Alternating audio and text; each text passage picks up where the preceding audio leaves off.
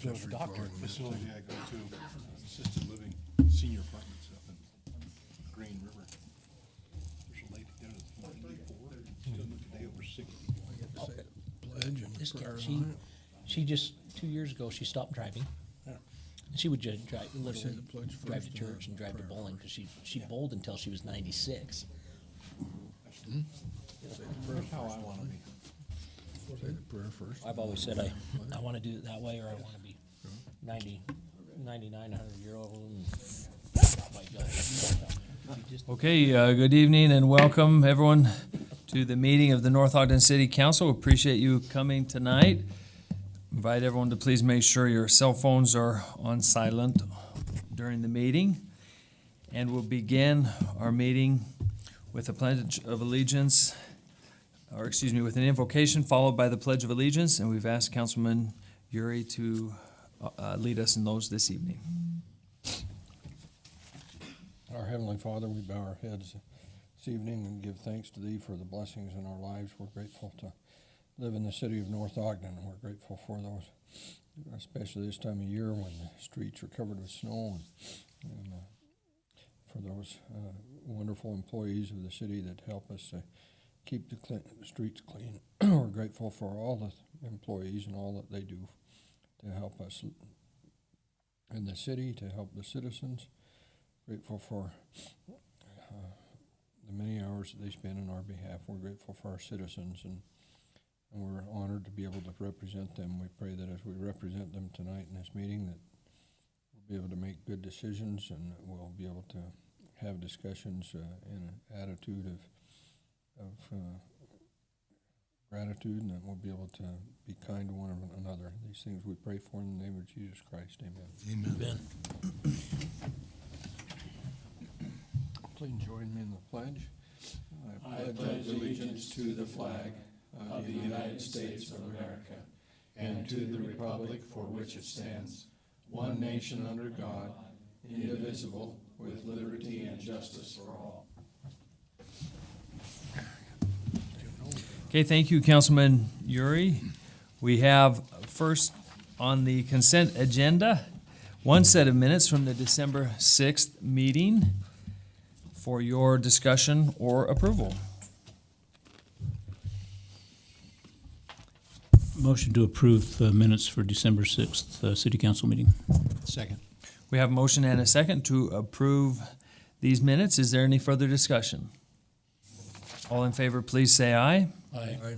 Any opposed?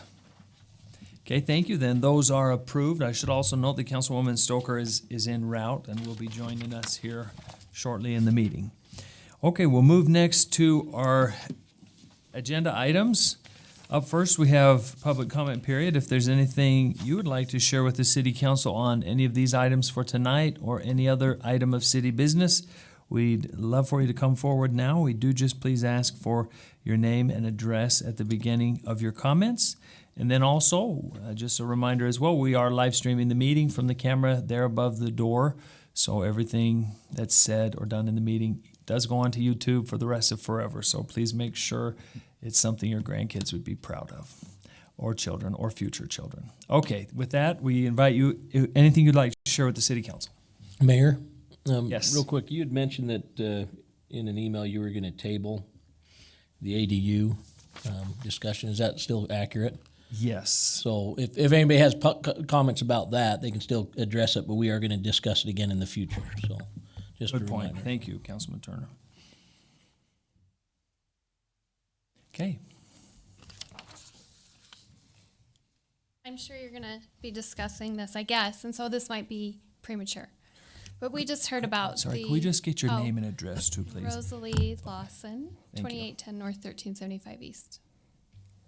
So we're just wanting to know more about the skate park relocation, and we just want to make sure it doesn't interfere with our tennis court, which we love.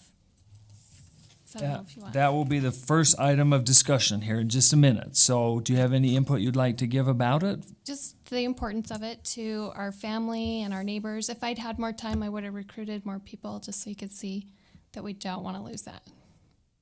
Okay, thank you. We appreciate that. And that discussion will be moments. Okay, anyone else? Okay, thank you. Then we'll go on to item 2, which is discussion and/or action to consider the skate park relocation site and budget. We've been working for a long time to get a new place to put our skate park. And Councilman Swanson's got an update to present and some information, so we'll turn the time over to him. Thank you. Here's the point. The clicker. Dave, could you do me a favor? Could you give one of these to Mr. Carter and to Laura Lee, please? It was Laura Lee, right? Rosalie. I wrote it down and then, Yeah, turn your hearing aid up. what was that?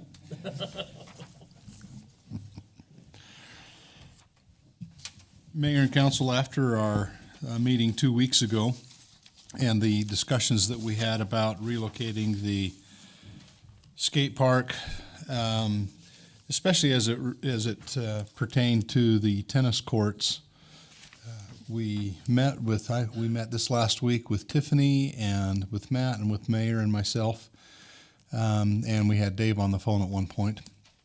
And as we looked, if you'll remember in that meeting, Tiffany had offered up the sand volleyball court location as a site for the relocated skate park that would be preferred by her department over trying to squeeze it between the tennis courts and the basketball courts. We heard very clearly, and from a budgetary standpoint, the drawbacks to trying to build the skate park on top of the tennis courts. Although from a budgetary standpoint, it was good for the skate park, relocating the tennis courts was quite an expensive proposition. And so we have gone back to the drawing board, and at the end of that meeting, towards the end, Tiffany offered up the sand volleyball courts. And so what we have in front of you, Mayor, can we, or John, thank you, if you could blow that up, please, is a look at the North Ogden Park here. As we met and discussed, excuse me, the proposal of using the sand volleyball courts, what we ended up with is an idea of moving down here in the lower left-hand corner, moving the skate park here next to the basketball courts. So to orient yourself, here are the tennis courts, bathroom, there's a drinking fountain here, security light here in between the two, and then the thought process is that we would move the skate park here. It would be slightly smaller than what we have now. What we have now is 13,000 square feet. This one would be right at about 10,000 square feet to keep us within our budget.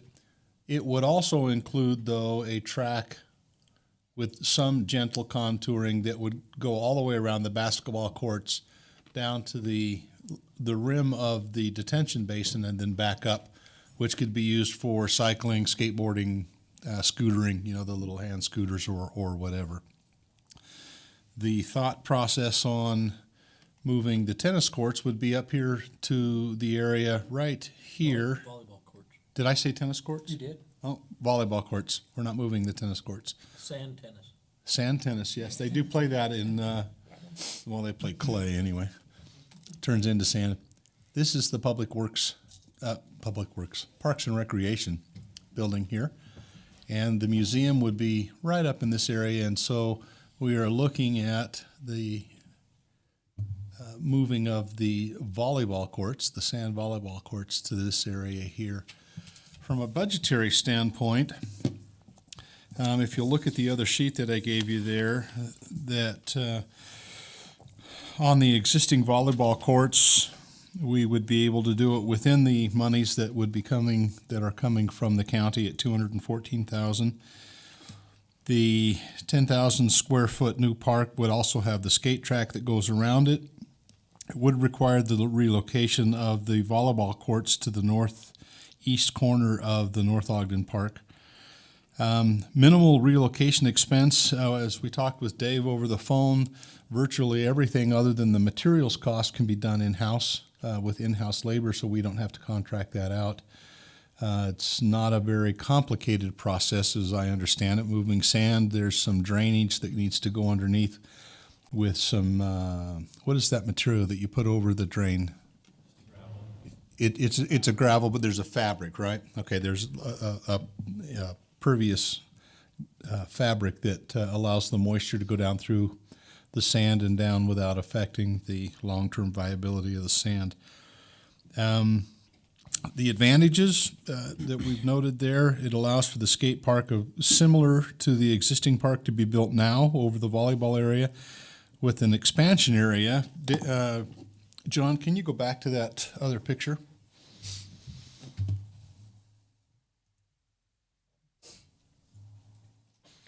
You'll notice the area here in red. This is the area where future expansion, approximately 6,000 square feet, would occur just to the north of the detention basin there. That would be the site where once monies were raised or found in other places, that a bowl style, a more advanced type style of skate park could be put in at some future date to be determined by budget constraints. So that is what we're looking at there. So the $64 question from our last meeting was expenses. We're looking at about $22,000, is that right, Matt? To move the volleyball courts and to add and that would include adding a third court. No, it was more than that. It was roughly 10,000 Per court. Right, so right. For the materials, the additional materials. For the materials, and then the work was coming from in-house.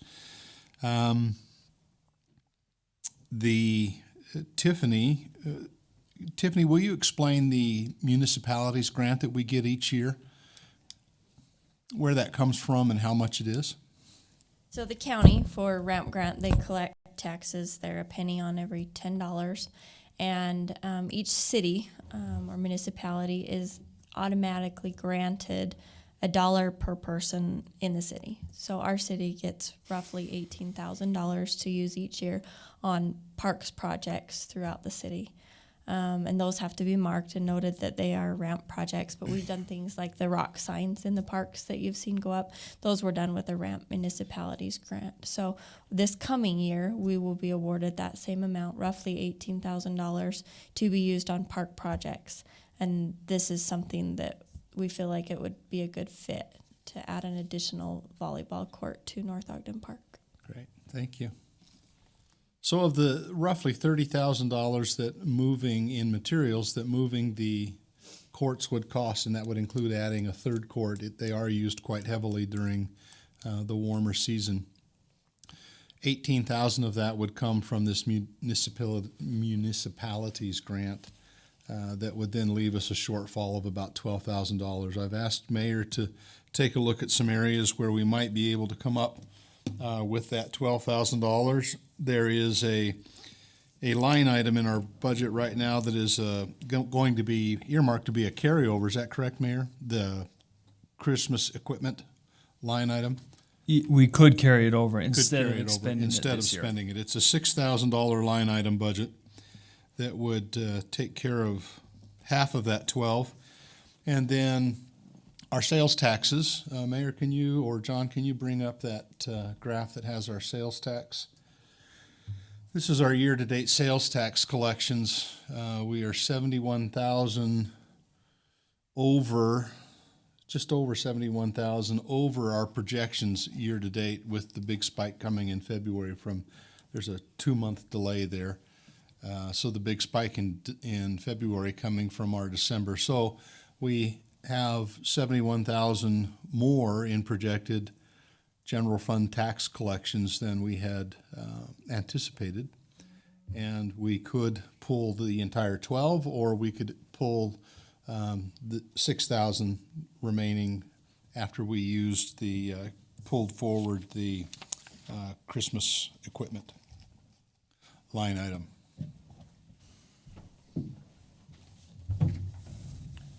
So that would be the sources, the potential sources for the monies to move those sand volleyball courts to that northeast corner and put the skate park down there next to the basketball court. John, if you can go back to that aerial view, thank you.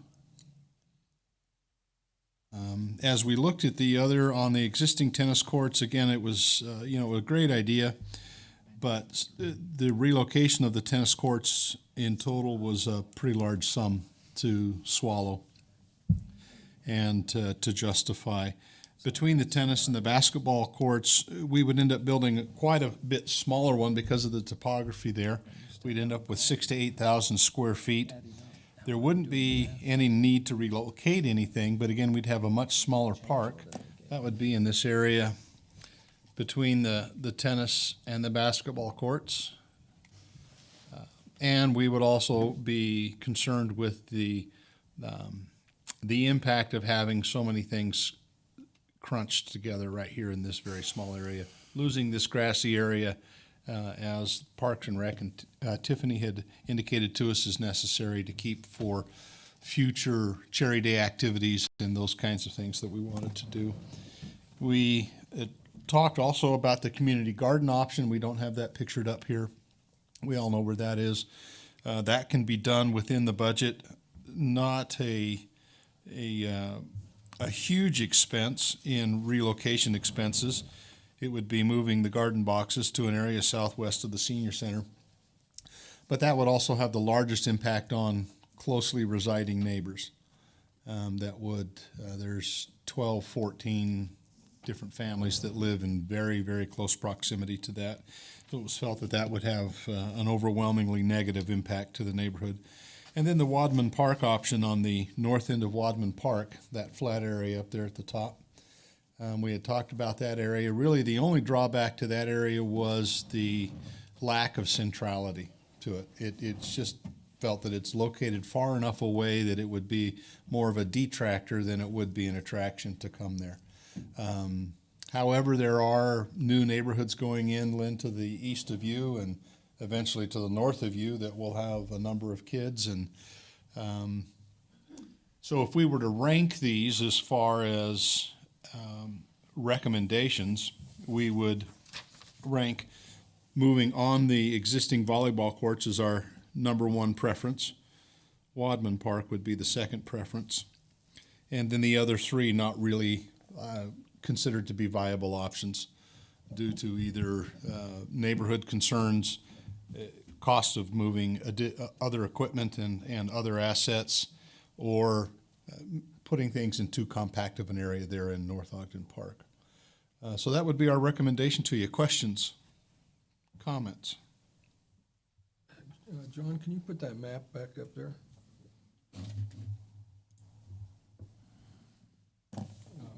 Couple of questions, Phil. I'm having a hard Pull your time. mic down, Jim. Huh? Pull your mic down a little bit. Thank you, I can't hear if I'm deaf. Get your hearing aid fixed, will you? Alone you want? No, I just, one of the things that I was just looking at I just made a little drawing here of my own. I understood you to say that if we put these right there, that it'd be smaller. Is there something I'm missing? Because actually, if you take this blue area right there, and it would easily fit in there. You're right. When you look from a two-dimensional aspect, looking straight down from above, what you don't see is a pretty sharp change in terrain that comes through here that would require either either retaining walls, the expense that would be incurred to use the topography here and stay within that $214,000 budget would mean we'd only be able to build 6,000 to 8,000 square feet. Okay. Because of the topography. And you're right, physically, just from two-dimensionally, we could put this area here and future expansion up here. From a budgetary standpoint, it would cost quite a bit more in concrete and work to make this area work so that we would end up with only 6,000 or 8,000 square feet, probably closer to the 6,000 square foot piece, which is half of what we have out here. Okay. Now, the other question I had is are we saying that we could build that track around there within the 214,000 also? So it would be what you see in blue on the printouts that I gave you. It would be this first phase here, which would be the relocation of the components that we have now, and then this track that uses some of the natural terrain to have some changes in elevation that would surround the basketball court down around where the future expansion would be, and then back up around, which would give added activities for kids on scooters, bikes, skateboards. How big is that track? How wide would it be? Well, how wide and what's the distance around? Matt, where's Says it on there. He stepped out. Let's read that. 6 feet wide, 800 feet long. Oh, yeah, right there. I read drawings all day.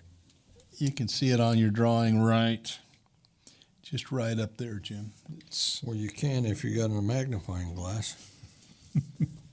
So I've got that mine more on. than makes up for the lost area, by the way. I mean, Yeah. it's just stretched out. So it'll be a very, I think, fun feature for people on bikes or rollerblades or Well, Skateboard. And related to that question, I envision somebody on a skateboard and somebody going there and thinking that they can walk around there, and that wouldn't mix. I don't think. You see the walking paths that we have, and where was I? Oh, up at Garden City in Bear Lake, they've got a walking path that goes several miles, and they have put a yellow line down that thing, and then on one side it says walkers, on the other side is for bikes, and that seems to work. But I think if you don't have some kind of delineation, you're going to have a walker mad because he can't walk and somebody's on a skateboard running into him or something. Dave had found us a pretty good line on a new set of anti-pedestrian lasers. I hear what you're saying, and I think we could, with either some posted signs or something, we could make that very clear that this was a rolling pathway for bikes, scooters.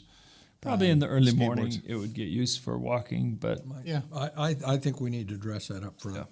yeah, I agree. I think it's important to mention that in our last meeting when we considered this, I felt a real sigh of relief when having Tiffany here, and I thought we were becoming very myopic about putting this whole thing in the middle, which would just look congested in every way, aside from the elevation differences there that pose costs and challenges to build it there. So I think this is a great idea, and I feel a lot better about this by a long shot than. Absolutely. Go along with what you're saying, being too congested, that, I don't want to close the door to saying we wouldn't put it in another park, because I think if we get everything in one park, no reason to go to the other parks except to play soccer. Well, and that's your favorite game. Yeah. Well, I love watching people run up and down, trip each other, smack each other, and never score a point. I think it's worth some discussion to consider widening that path all the way around there. If indeed we think that poses a challenge to have pedestrians and wheeled riders whizzing by them. Well, I think widening it may make that a worse problem. It might, yeah. I'm not. Somebody needs to weigh in on that. Has some Tiffany, expertise there. But. I know that we've got the walking path over at Green Acres area. We've had that for years, and I used to walk it, and there were people that come by on bikes every once in a while, and it's wide enough that didn't bother. But have we had, that to me doesn't lend itself to much of just a flat skateboard thing. So have we had skaters use that at all in the past? Do you know? Not usually. The asphalt one you're talking about. Yeah. I imagine, and we could talk with Matt, but I imagine this would have a little bit more elevation change to it, more ups and downs, and it probably wouldn't be very conducive to just walking. Okay. So I imagine it will look like something like this. Rolling and riding. And Linda, your comment earlier, just a moment ago, about feeling a lot more comfortable. Hats off to Tiffany at really being able to look outside that kind of myopic view that we developed a couple of weeks ago, and being willing to offer up those the tennis courts, scratch the tennis courts, the volleyball courts, and move those up and really provide an improved venue for the volleyball players, as well as provide what I think is a great location for the current skate park and the amenities that would go with it. We're still in proximity to restrooms here and water. There's water right here, even closer than it would have been if we had gone on top of the tennis courts, and plenty of room for expansion in the future before we ever get into the detention basin.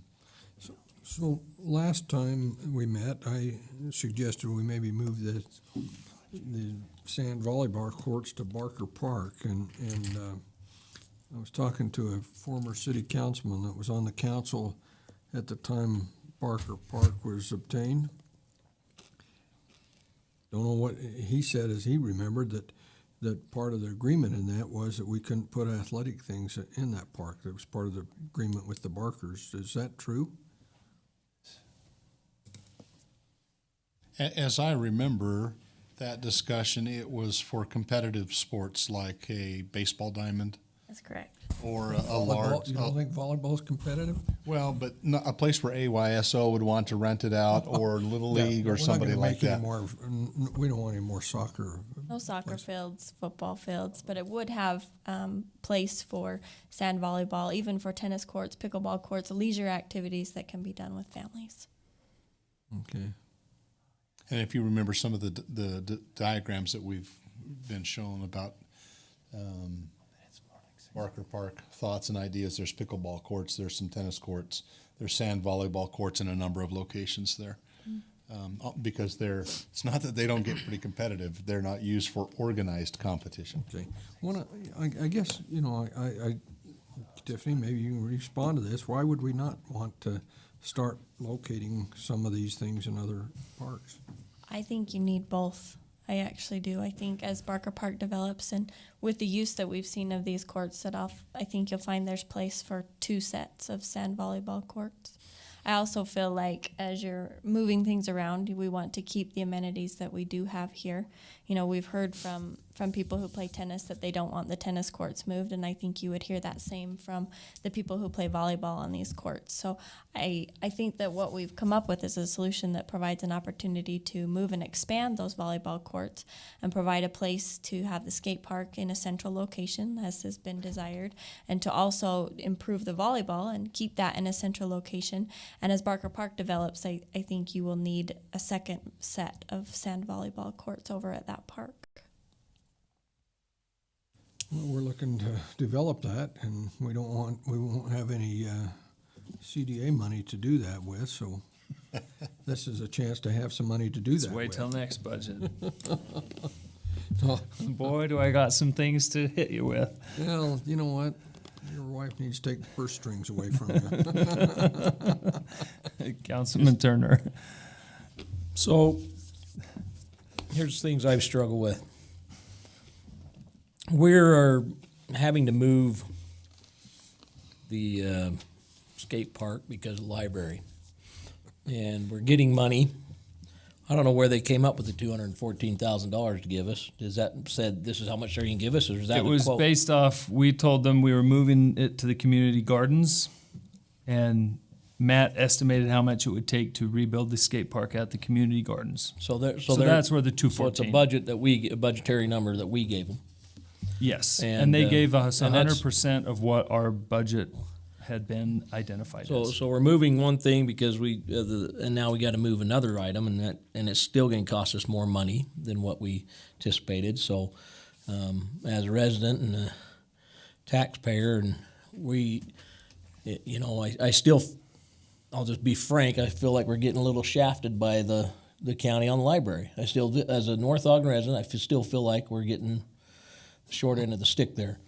And now we're going to have to pay more money to move a skate park that was a great asset into a new area. I'm not opposed to this area. I don't want to. That just frustrates me that now we have to move. That we're trying to move another thing. A couple questions I have about this area.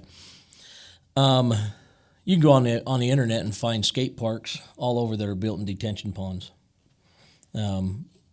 Is there any reason we couldn't move it south of where it shows here and build it in the detention pond?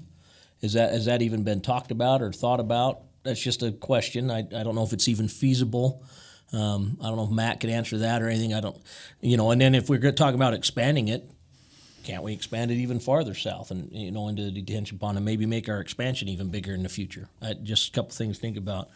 The other question I have is about the sand volleyball court. If I remember right, that's not real flat up there. It's got a pretty good slope on it, right? Didn't it slope about 6 feet or something like that so we're going to have to build it up because those need to be level. There was a water problem up there. How's that going to work? Are we going to have to build retaining walls around it also? Because we can't excavate too much because of the water issue. And has that all been, we're talking $10,000, so $30,000 to do that. Is that all taken into account, all of those?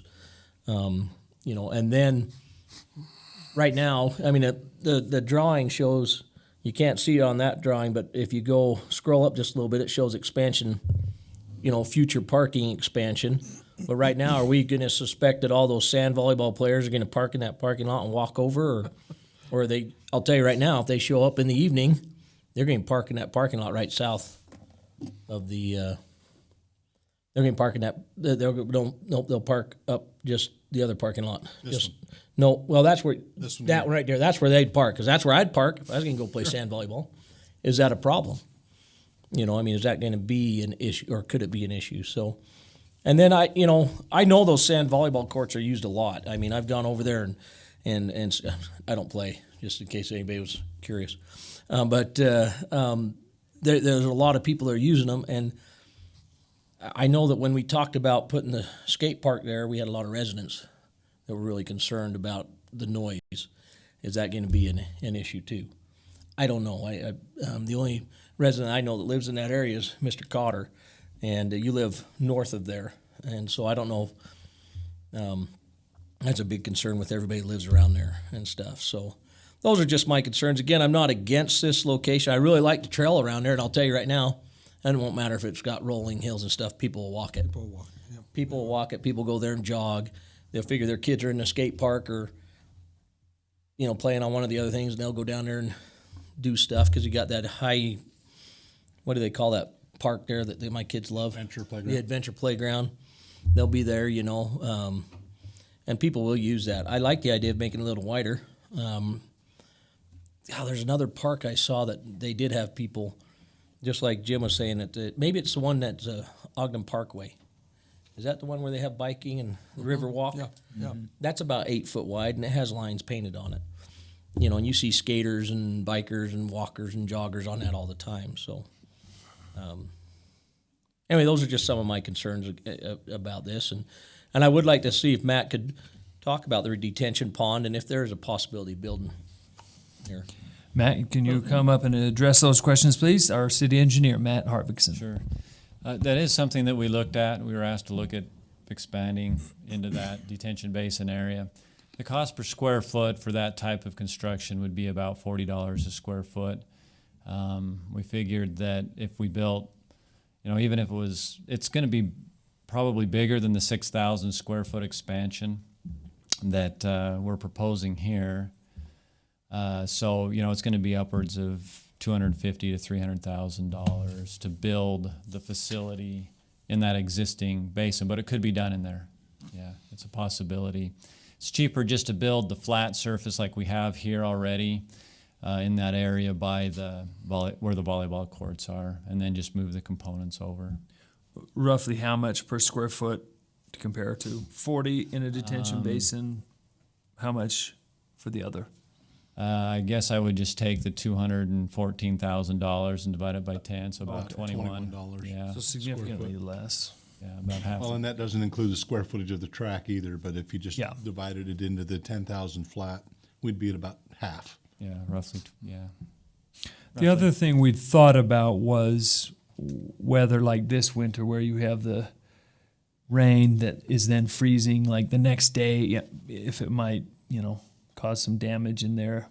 So It's been done though. You're right. We were looking, the mayor was showing us some pictures of detention basins that had been converted, you know, because they have that natural slope and kind of bowl shape to them. Yeah. It's just more expensive to build them that way. And as I spent time online this week looking at some of those detention basins, I didn't find any that were in areas where it freezes like it does here. I didn't know where any. They were all in, Florida, Arizona, warmer climates where you don't have the freeze thaw action. Just have to worry about crocodiles. Wadman's a detention pond. Make that whole thing escape. Did you see the water in that thing?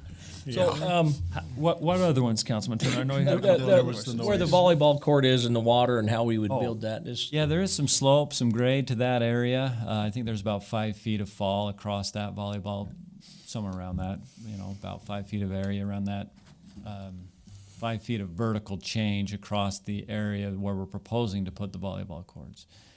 So but we could just grade that back. There's a little bit of room there we only need 15 feet to get a 3-to-1 slope, to put that in. So it wouldn't be that big of a problem to just regrade the site, a little extra area around. Bring in some and maybe scrape a little. We bit would of we'd probably try to balance it as much as we could so we didn't have to haul off very much material. I suspect when we do excavate down, we'll find some pretty bad material that won't be usable for the site. We were planning on putting an under-drain system in it anyway. And so if we do run into groundwater, it'll capture that as well. Where will that drain to? There is some storm drain that's further to the south. Yeah, about right there. Yeah. No, right here? No, It's over just here. north of that playground area, if I remember right. Just right up in here, there's Yeah. a couple of drains here. Yeah. So, So we just tie into that. tell me how you'd switch that slope. Would you have to have a retaining wall either on the south end or the I don't have enough detailed information to know for sure, but my gut feeling, based on the topography, is that we can just slope it. So that we just have a grass slope down to the volleyball court, and then flatten it out, and then a grass slope down to the lower area there. So I think you could do it without retaining walls. It'll take up a bigger footprint if we do it that way, but I think it'll be a lot less expensive. And to that point, our Public Works Director is here as well, who's volunteered to build these courts, which is the only reason we can do it for such an economical cost. There's tens of thousands of dollars of labor that they've carefully reviewed and believe that we can, between Public Works and Parks, build the new volleyball courts. So Matt, let me ask you, if you're going to regrade that some of the expenses that I want to know if they're in here, you're going to tear out grass and maybe have to replant grass, buy some sod, probably have to redo a sprinkling system up in that area. Are they included in this cost, or are they above and beyond that 30? No, that would be included. A lot of that is just manual labor, moving the sprinkler heads around And sod cost And can be sod. reduced by just renting a sod cutter. I mean, Yeah, I suppose, we could I've even used pull that in this. my yard to move sod from one place to another, and you pull the sod that we're going to be covering, you can cut a lot of that out and move it. I think we got an experienced sod cutter that's volunteering. We have to do it. He's ready to go. Rent the machine, and I'll throw my gloves on. I'll get out there and cut some sod. You bet. So does Phil work for Tiffany or for Dave? I'll work for whoever's bringing the chips. British chips with salt and vinegar. And we have the excavation equipment necessary as well to do this kind of grading. And Scott, is one of the best I've seen, so he can do this project, Scott Felter. Councilman Turner? So what time frame? Are we thinking, and I'm not saying when we're going to start per se, but are we thinking of building the sand volleyball court before we do the skate park, or doing them in conjunction, or doing the skate park, and so the sand volleyball guys are going to be all upset because they don't have sand volleyball to play? Just what is kind of our thought process there? I'm sure you guys discussed it. Share it with me. Councilman Swanson, do you want to take that one? It would need to be, for the most part, simultaneous, at least part of the sand volleyball court, because we plan on reusing a great portion of the sand that's already there. We can scoop that up down to a certain level without contaminating the sand and bringing up pieces that we don't want in there, and moving that over. It could be stored, somewhere if we had to, but it would really be looking at doing it simultaneously. Rebuilding those sand volleyball courts at the same time that we're prepping the ground and getting everything rolling for the skate park. And to address another question you had on the noise, I think some of the biggest noise up there in that northwest corner that the residents had the concern with is the noise, not so much from the kids, but from the skateboards. Clanking up and down on the concrete, that can get pretty noisy. I don't think the sand volleyball players are going to be nearly as noisy as 20 or 30 kids on skateboards. We grunt. Do you grunt? Yeah, we grunt. I thought you didn't play. Is that the I don't. 4-foot net that you I grunt grunt over? as I'm sitting over eating and watching them. I want to see you out there. So there was one more question that was asked when Matt was out of the room, had to do with widening the path all the way around. Do we have some feel for whether that would be necessary? That the problem posed is that we might have pedestrians and wheeled traffic on there and may have some collisions. Some have suggested, and I think probably it's true, that they could probably coexist and be all right. But if we had to widen it, could we do that? What would be the additional cost? It's 6 foot now, I guess. Yeah, it's 6 foot now. One at Green Acres, Matt, the 8 6 feet foot across? The 6 foot here is in concrete, correct? Right. So if we went to an Matt, can you asphalt, just come to the microphone too, please, so we can get you online. That's okay. so the 6 foot is concrete. Right. We could do it Asphalt and go a little wider. and go a little yeah. bit wider, a couple Or feet something, wider, yeah. make it out to 8 feet, which would then eliminate for those who skate and roll expansion joints. Sure. We'd have a smooth surface, which would Tucker nod yes, no. Definitely better that we could do that in asphalt and then without increasing Till it's expense. crack sealed. Till it's crack sealed, right? Oh, they're surgeons when they crack seal. It's perfect. So on the concrete for the, because I know when you do the basketball courts, they did a post tension. Right. Would they do post tension on this, or would this just be a special mix for skate park type deal? Yeah, it'd be like the one out here. Yeah, they just they put rebar in it just to control the the concrete shrinking. It has joints in it. They're saw cut in. They're not the big wide Tool joint. tooled. Yeah. Matt, what would the cost be to go 2 feet wider, for example, to the question, I think, the budgetary estimate? On the- what on that walk- additional, roughly, do you think that would, On the pathway, the right, Concrete or asphalt? asphalt, I assume, I think you'd be about the same cost if you went from concrete, 6 foot wide concrete to 8-foot asphalt? 8 foot Okay, and you asphalt. bid this 6-foot concrete? Right. Okay, so maybe that could be done within the, budget. roughly, within the current budget. Yeah. Would you feel comfortable with 8-foot wide two-way traffic on this pathway? Are you talking about? Like bikes and runner, or 2 lanes? Is that It's- yeah. adequate?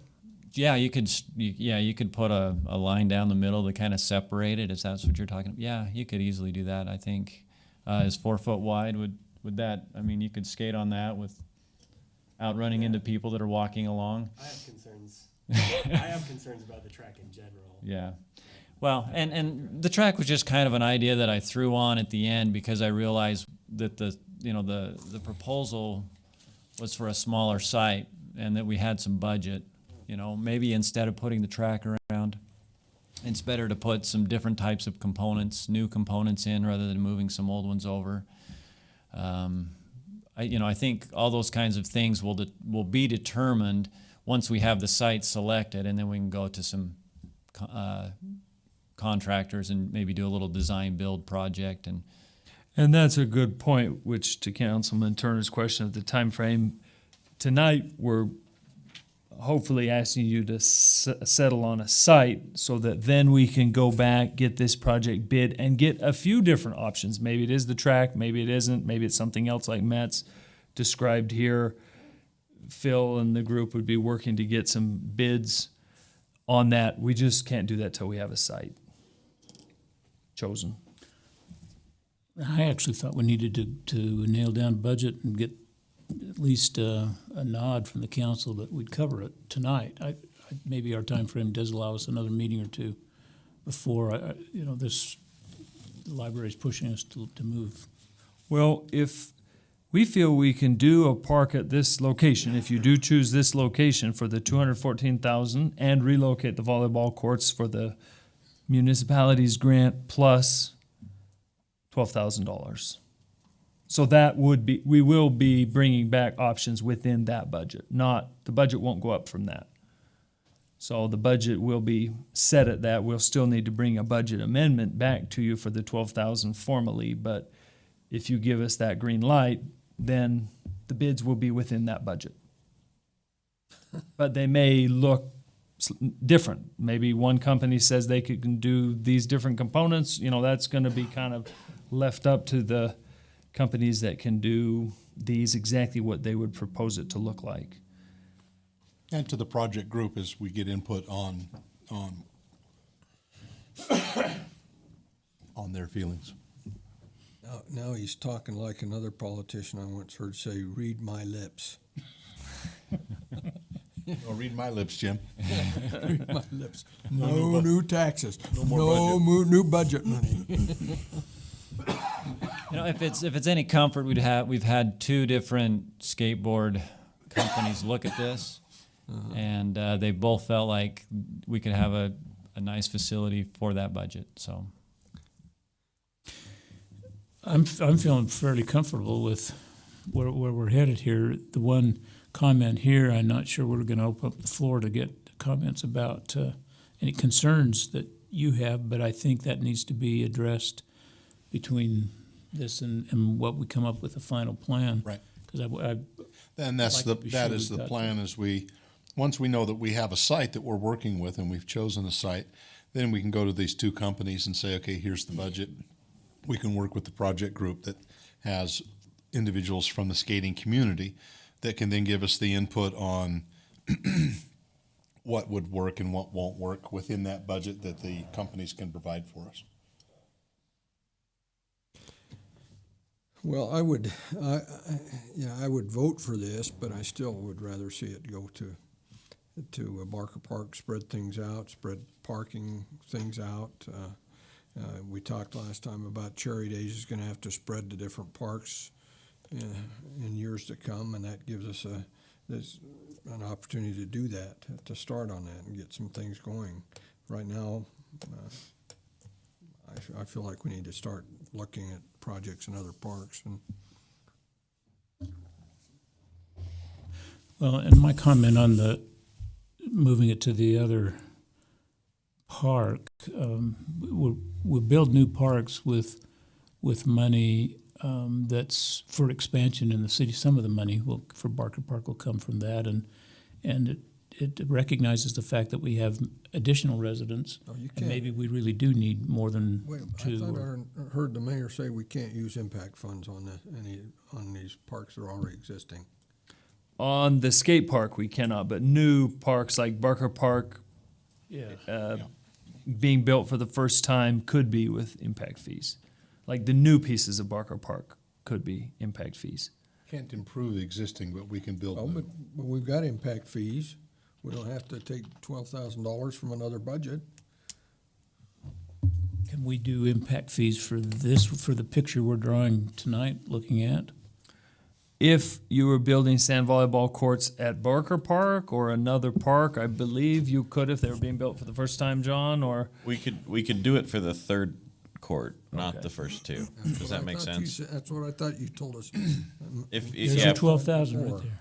So if we're replacing components, you can't use impact fees. But if we're adding an additional one, we'd essentially say two of them will be paid for out of the general fund, and then the last one could be paid for with impact fee money. So, Matt, you were saying that we're looking at about 10 per court. So we're looking at 20. We pull 10 out of impact fees if that was the decision that we did, park impact fees. That would leave us a shortfall of 2, roughly, if that's the direction you're thinking. Yeah. It's just the impact fees, park impact fees come out of the general fund as well. So it's kind of like, at the end of the day, the same place. Well, but that's what we're charging impact fees for, those park impact fees, is to improve the parks. I think most of our park impact fees are actually going to pay off the improvements in Wadman Park right now. I don't think we have an actual impact fee park balance right now. All that money is being transferred to the general fund, which paid for Barker Park and Wadman Park. So, but we can double check on that. Well, again, I don't, I'm okay with this site, but I prefer the Barker, to move it to a different park. Which we could do, if that's your will, council. Or you could do the skate park here and move the tennis or the volleyball courts only, if you wanted to go that route. It would be easier logistically to move it at the same place, because you pick the sand up and just take it to the same park.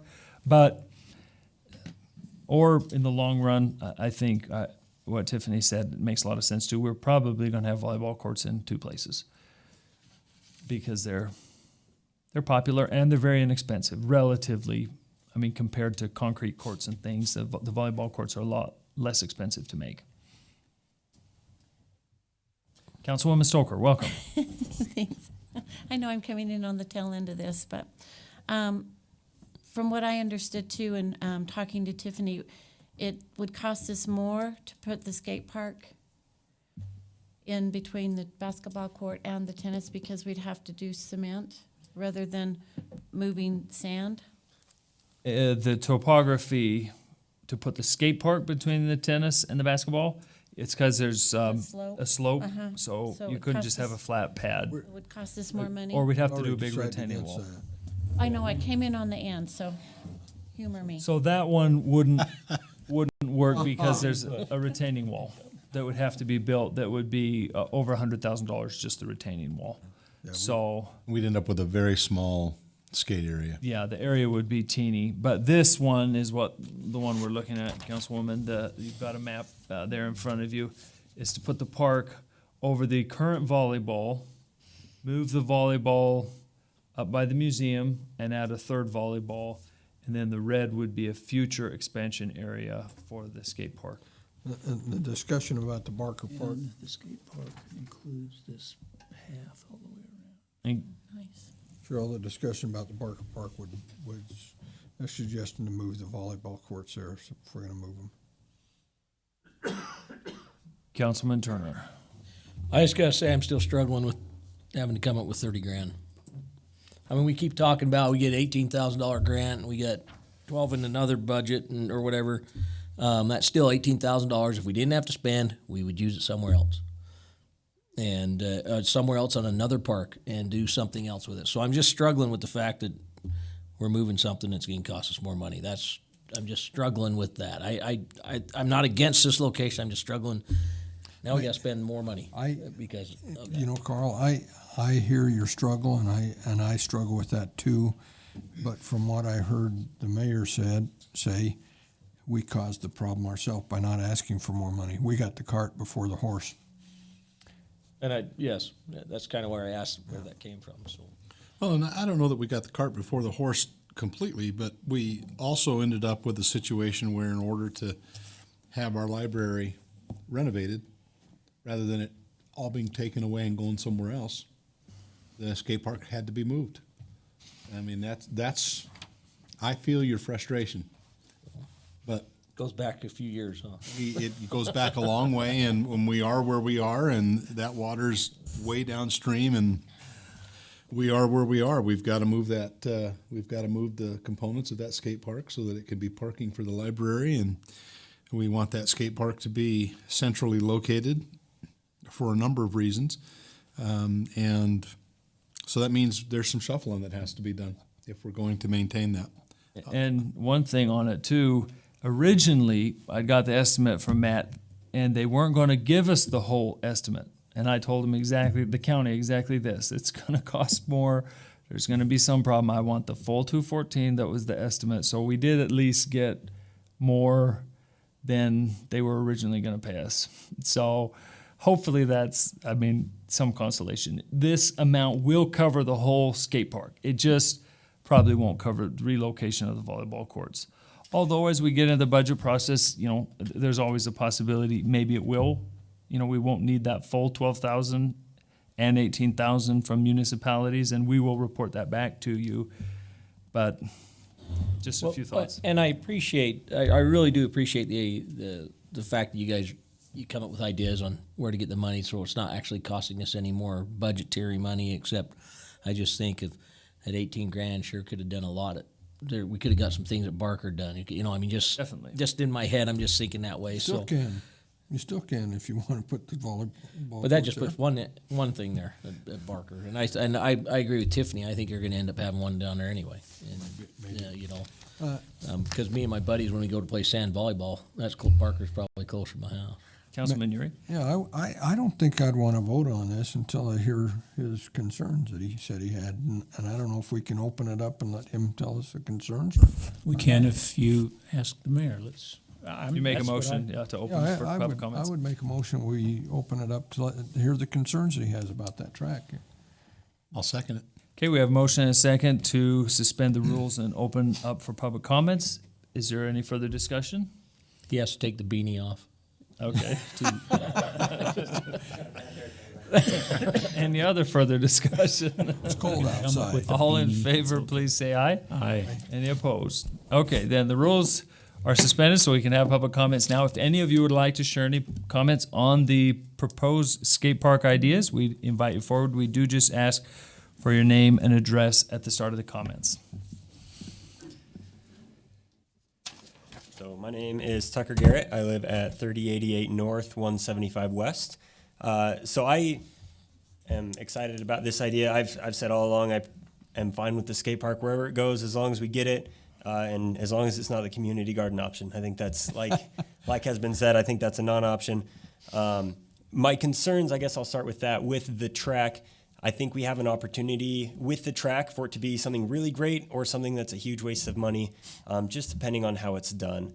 If it's too narrow or if it's just sidewalk around the park, I don't see the value in that, especially if it's got weird sharp turns. I just don't see it being usable. I see it as something that we could do with the money, but I don't know that would be necessary to do with that money just to spend it.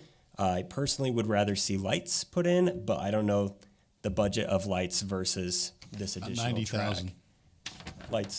Lights would be 90,000, and then how much would the track be? Do we know? Oh, that track. Lights would be almost half of what it would take to do the entire skate park and the track. Oh wow. Okay. Yeah. So we'll pass on lights. Maybe let's take some that flashlights or extra something. extra track, maybe 10,000. Okay. Maybe. Yeah. Okay. So then let's ignore that comment. So I really think the track could be really great. We would just need to be careful about how it's done. Otherwise, I would say just don't do it at all and use that money for something else if possible. I am excited about the idea of 3 volleyball courts. Every time I go to play volleyball, I do use those courts. We wait every time we go. So I think that's a great idea. My last comment, I guess, would be I think Wadman Park could be a good location. I know a lot of people are against it because it seems to be more out of the way for a lot of people. But growing up skateboarding, we used to, if you have somewhere to skate, you will ride for a long time to get there. So now, I'll hop in my car and drive an extra 30 seconds if I have to. But as a young kid going skating, we would skate for 2 hours to get to our location before we actually started skating. So I don't think that's an actual deterrent for the people who would use it. It's a little bit out of the way, but I don't think it's something to necessarily totally take away the idea. I think North Ogden, I think this is the best location, but if it would save the budget and not need to move the volleyball courts, I don't think Wadman is too far out of the way, but that's just one person out of 18,000 or whatever we have here. Well, it's good comments, though, because some of the concern that I've expressed and that others have expressed is, would the kids use it if it were at Wadman Park? I know that is Tiffany's preferred place, would be the north end of Wadman Park, and the only reason that has been negated has been a concern over whether or not the kids would go there. you're from the community that skates. I'm not, so I don't know how far kids are willing to go. If these kids here would be willing to go to that point, that could certainly be an option. We talked earlier that would be our number two. If this completely fell through here, I'd be interested to hear more thoughts from council about that. Solves your dilemma. Let's get if there's any more comments while we have it open, and then we'll get back into discussion. Anyone else like to share any comments on the proposals? Okay, seeing none, then the comments are now closed again, and council, back to you for discussion. So I'd ask the question, if we get input from the skateboarders, is there something about the things you'd specify or look for that would be a major cost upper here? I mean, it sounds like it would be it's a good idea. It's not it's just, is it wide enough? I think that's what I heard. For the track? For the track. Yeah, so, I guess I'll hop back up here. So width, I personally don't think, and again, it would depend on, I don't remember exactly, what kind of topography we're working with here, how sloped it may be. But if you get going fast enough, 6 feet really isn't wide enough because you need to be able to move left and right, maneuver. If there's a slow kid on a scooter, who just hops on the track at the last second, you need room to get around them or whatever. I think wider would be better. I think that making it a walking path and a skating path is not a great idea, because if you're using it and going around doing tricks, the board slips out from under you. It happens to everybody. And if you've ever been hit in the back of an ankle with a skateboard, it's not a good time for anybody involved. So I don't know, growing up seeing signs that have a little skateboarder stick figure with an X through it, I would love to see a little walking person with an X through it. That would just be a dream come true for me. So I think that it would not be wise to have a walking / skating path. But I mean, I've gone to some of the parks like Green Acres and skated on those. It's fun to have a flat surface just to go practice flat ground tricks on, or to try and see how fast you can go. And it's never been a problem with the people there. But I think if you have a lot of kids on scooters and bikes and skateboards and pedestrians, I see that as, or not even pedestrians, just a lot of people on a small track that provides for a lot of collisions that wouldn't be fun. Councilman Swanson. Tucker, let me ask you this question then. If it were this location with the track or Wadman Park, and just a little bit bigger, because we wouldn't have the expense of putting the track in, what would your choice be? As an adult with my own car, it's easy to say Wadman Park for me. Right. I still think, though, were I younger, I still would choose a bigger park in a location where you're not going to be running into as many people. It's nice to have everything centrally located, but it also would be nice to have things a little bit more spread out. Having the basketballs nearby that could come into the park, or the skateboards over into the basketball court, is a concern. I don't think it'd happen often, but it is something that could happen. And I think I would choose Wadman out of the two. Even though this is my personal favorite location because it's central and close, I think Wadman would be a better location. That's just me. Well, you're tuned into that community more than I am. Yeah. But it's also, now I'm going to backtrack a little bit. This is also closer to the stores. And it also, I can't remember, Wadman has bathrooms, doesn't it? Bathrooms, and that's and nice, a little drinking Bowery and fountains. everything, yeah. This is closer to the stores, which would be really nice. I do think that's something that's important.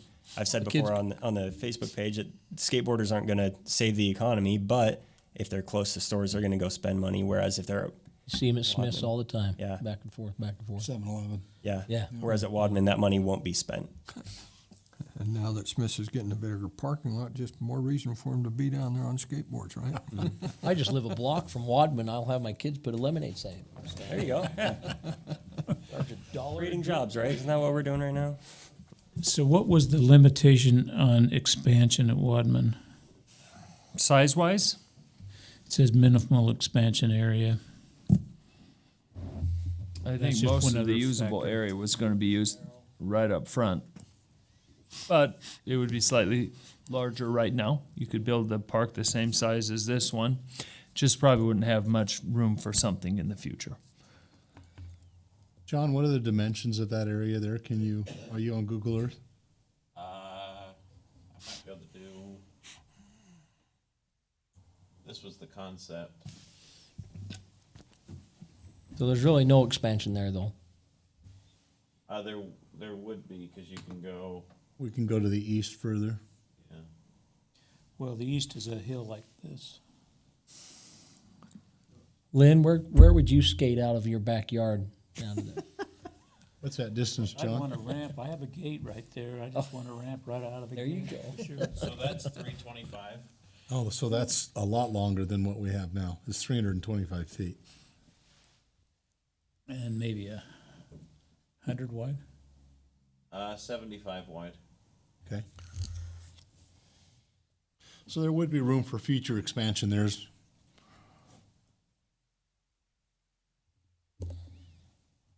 what we've looked at is roughly 100 by 100.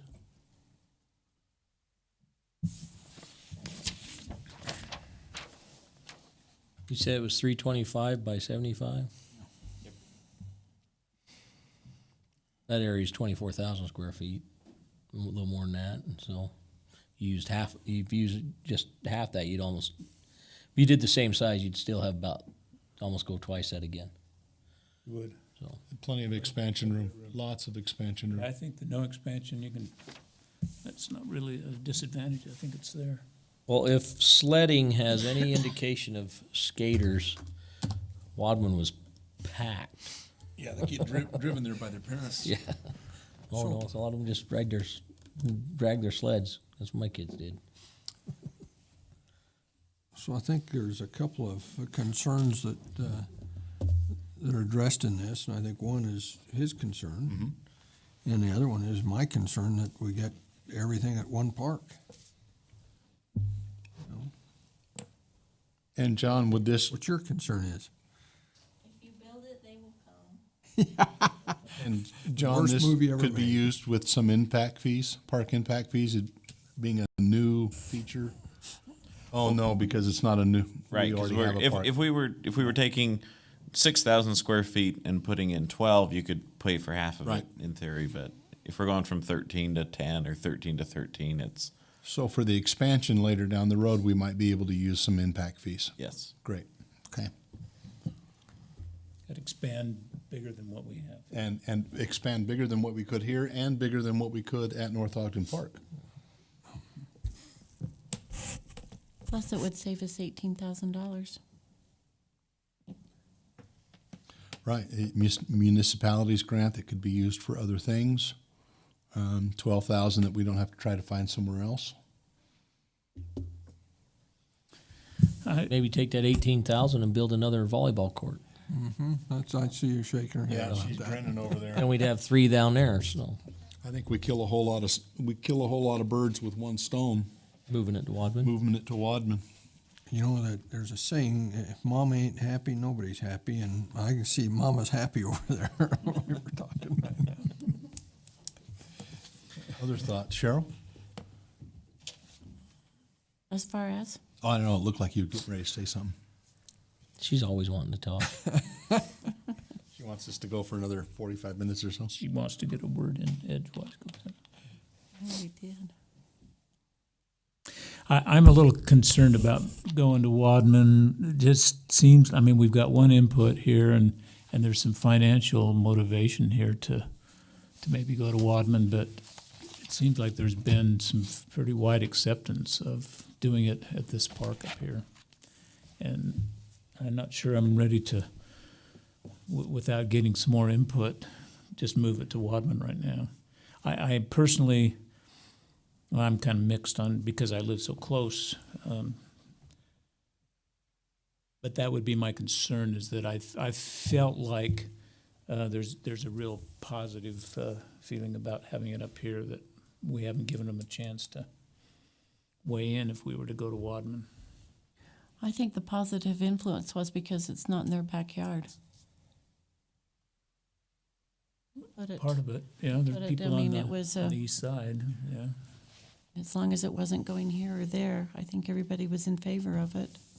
But there's a less impact to residents here as compared to the gardens, for sure. And I said what I. Well, I think that we've had some input in the fact that they've said that that would be their number 2 choice for location. What I They would didn't just propose throw it is that out. we,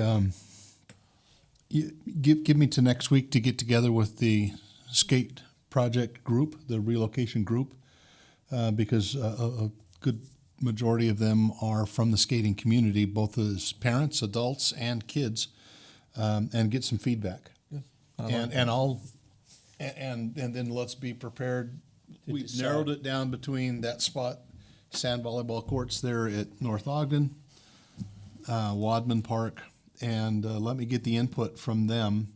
Come back to you next week with the consensus. Depending on what the weather's like, there may be some kids out here skating, and I'll stop by and talk to them, and just get a general feel of the feelings about. We know how the feelings are with North Ogden Park. I'll get some feedback on if we were to use the Wadman location. What I'd like to maybe see too is if you can show, kind of like you had the blue and the red here, showing the expansion and everything, maybe show something there too on the Wadman, just so we can kind of get an idea of this is how much we'd build now, and here's a potential expansion. That'd be good. Matt, could you do that? Email it to me, and then or email it to the council and mayor, please. Good to take to your people. Absolutely, yeah. There is already kind of a track around Wadman. It's not all that wide, but take that into consideration. And then I would suggest I'm getting more confidence when we get Facebook kind of feedback to push this out there and say, it's between these two. And Yeah, we got Wadman Park was one of our original 4 options back in July, I think it was, and we got some comments then. We'll get some more over the next week. He's laughing like there were bad comments. No, there was people who said it was too far, and people who said it'd be great. I think there was some of both. So I think it's a great location. I do like North Ogden Park for a lot of reasons too. But hey, I still like the community gardens too, because that's what the budget is based off. So I'd be happy with whatever one you chose. So I think it's been a good process. It's been a lot longer than any of us had hoped this would take. But I think at the end of the day, the best location will get picked. So I'm pleased with how it's gone, even though it's kind of gone back and forth a couple times. It's just how it goes, and a lot of deliberations, and I think it'll result in a great park at a great location at the end of the day. Councilwoman Stoker.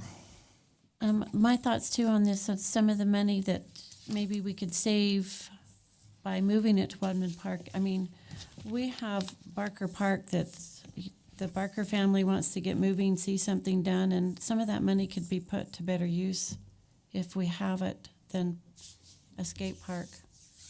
We'll be talking about that actually next week. Barker Park costs and possible grant submissions, so that'll match up nicely.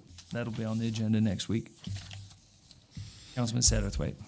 so are we going to be in a position where I think we need to prepare ourselves if the decision really needs to be made next week. Let's make sure we understand that. And then we'll just need to, where's the Google Earth, I guess, can the pieces be staged there?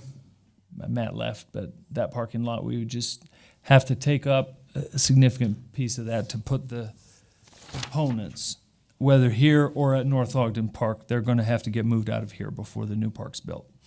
So the library needs this March 1st. So one way or the other, we're going to be moving them to some parking lot and stacking them, or staging them until the park gets built a little bit later in the spring. Okay, so Council, do you want to make a motion to dispose of this, or do you feel the discussion's been adequate? I think Phil vocalized a proposal coming back next week to Yeah, I with would Wadman and a little more feedback. So that's what I would propose: is we defer to next week, understanding that we need to have try to make a decision on either either North Ogden or Wadman, and if we're willing to spend an extra $30,000. So. I would move then that we table this item and move it to next week for final decision. Second. Okay, we have a motion and a second to table this item per the discussion and bring it back for final decision next week.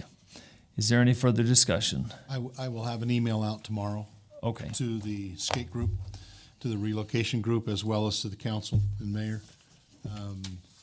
Just proposing these two sites and asking for feedback. Mayor, if you would put it on your Facebook site, that would be awesome. I will. As well, and solicit feedback there. And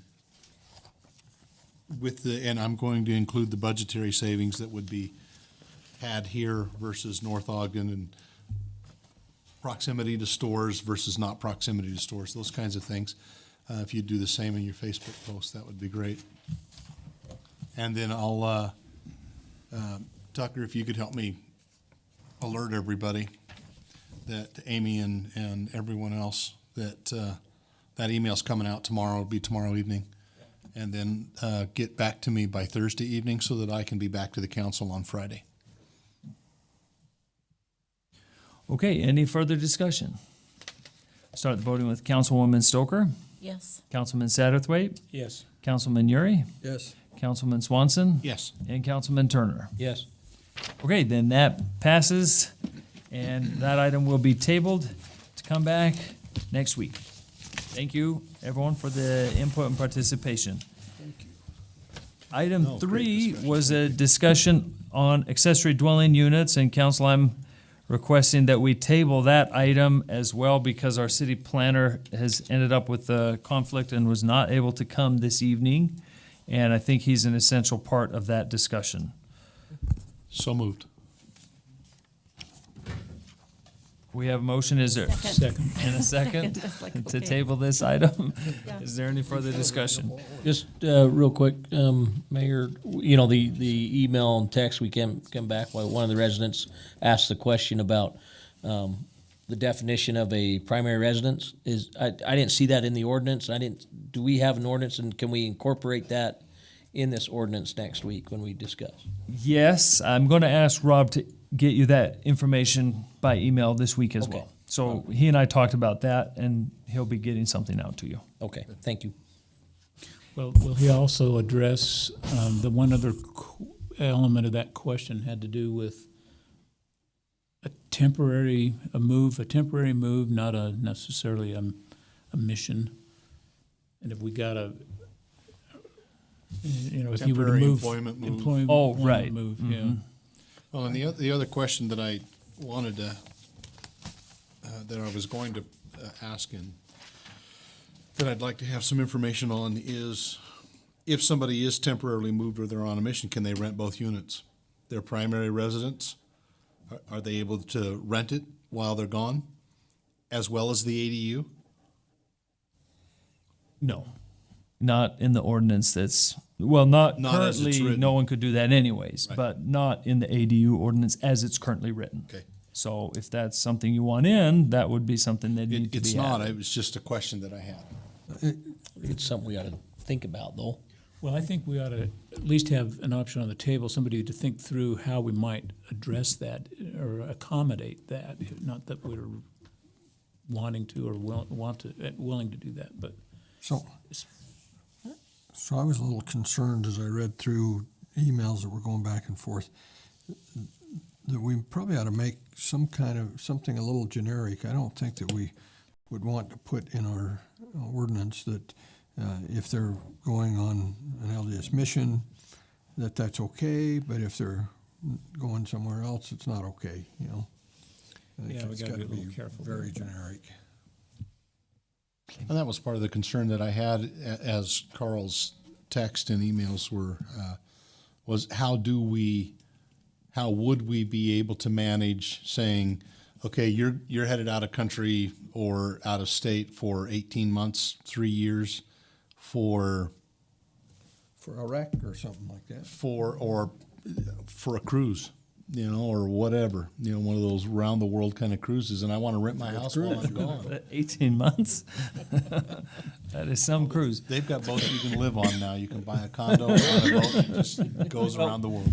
Well, the company I work for, we got a guy right now who's he's in Omaha, and they told him he's going to be there for about 2 years, and him and his wife are out there, and their house is, they're actually renting it to their son, and so And anyone can always rent their house, of course. It's just if you have a house and a second unit, can they be rented separately is the question. correct. And I think that that's something that we ought to at least consider. So too. Maybe we can accommodate. I don't know. I don't know how you'd accommodate that in ordinance. I have no idea. But I thought it was a great Rob's question by gonna have Mr. this. Parkinson, and I didn't have an answer for it. Yeah. So. And I've asked Rob to address it, so we'll make sure that gets out to you this week. Okay, any other discussion or questions you'd like to get some information back on before we bring this back? Okay, then we have a motion and a second to table the accessory dwelling unit discussion.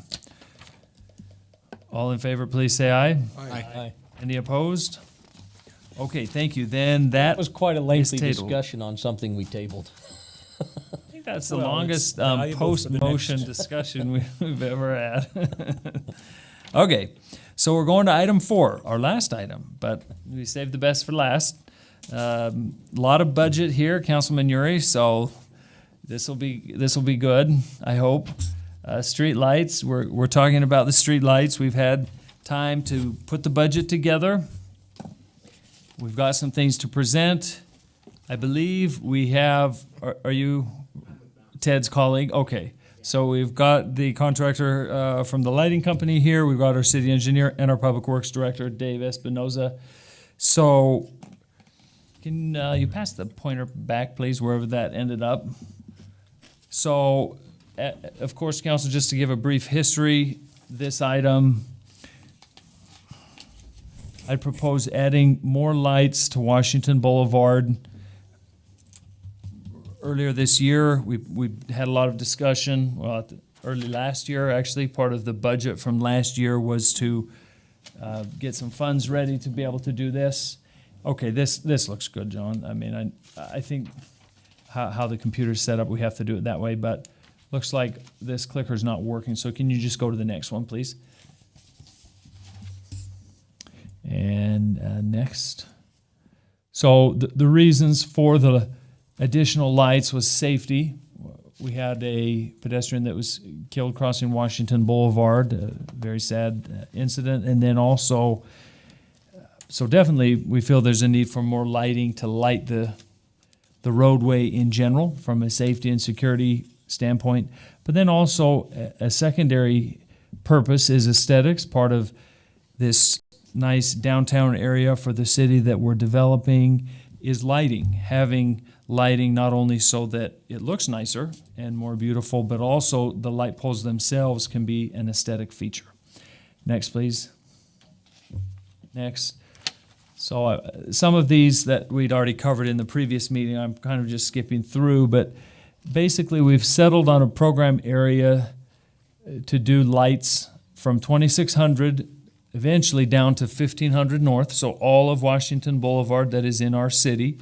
But we're going to take that in segments.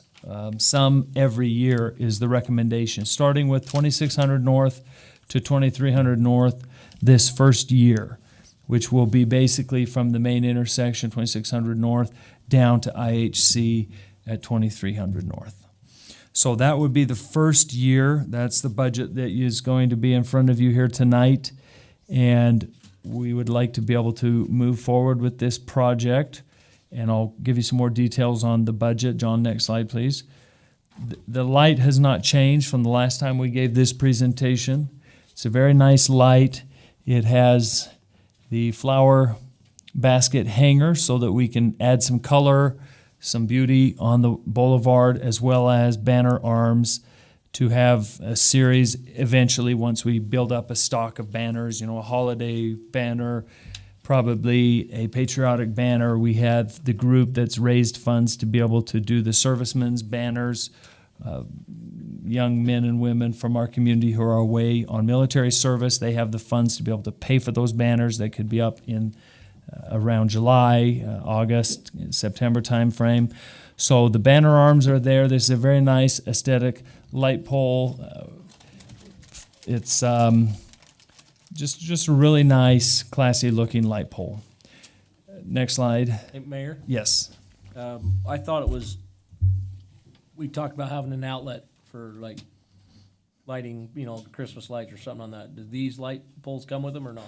No. Okay. The reason we have discussed it, the reason is cost. And about 500 more or something like that? Or? It's more, and then it's more from Rocky Mountain Power because there has to be a meter installed on each pole. So if the light pole does not have a outlet, it's just one rate based on the wattage of the light bulb. So we just pay for all poles, 70 poles times this much. But if we put a plug on them, they want a meter on each pole to measure how much power is used, and it increases the cost significantly. So we'd love to have it. It's just we didn't feel we could afford it, basically. So Tiffany's not here, but I have her researching on some solar light options. The technology has really come a long way in the last few years. We had some solar Christmas lights up this year. They're not as good, of course, as you know, something plugged in, but they're a great option because the LEDs don't take a lot of electricity. So if you have a little strand of 15, 20 LED bulbs, that doesn't take a lot of solar power to power that. So some nice wreaths, maybe with solar, or even battery operated is another option we're looking at as well, because for the same reason, LEDs don't use, of course, nearly as much electricity. So that's kind of what we're thinking there, Councilman, is just because of the upfront cost not having the outlets on them. And what is your name? Ted didn't give me your name. My name's Todd Spendlove. Todd Spendlove. Okay, we have Todd Spendlove from the lighting contractor as well. Is there anything you want to add, Todd, on electricity? And can you please just come up so you can use the mic, because we're broadcasting this live as well. So we just need you to talk in the mic, please, whenever there's a question for you. What's his relationship to Annette? Well, I don't know. I don't know if she's maiden name or married. Mary. We'll get the genealogy figured Yeah, out there right we after go. this. As far as the electricity, the mayor is basically correct, which definitely saves lots of money. The request by UDOT to have the breakaway couplings for safety concerns, that's all included with the conversation you talked to Ted about this afternoon. And I've got pictures of that if you want to see that, how that works. I don't know if you've seen any of those diagrams or not. We did, when they were bid out, I believe, we had the breakaway couplings on there, Breakaway right? couplings. Which basically, if somebody hits the pole, it'll fall over instead of Right. destroying the car. And then the base will cover those, okay, so that they won't be seen. Because a lot of times, just what UDOT does, they're standing up on the base plate, and then the couplings are underneath, and you can see all that. But on the diagrams that you have here, it doesn't show that. But the base will Right, okay. cover the couplings, so the aesthetic part of that will still look nice. Okay? That's really all Ted wanted me to make sure you guys understood. Was the couplings were included and the base was gonna make sure those were covered up. Okay, so council, do you have any questions before we get into the budget and stuff about the pole itself, Councilman Turner?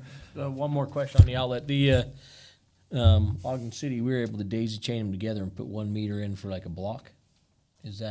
Will they let you do that here, or is that even if?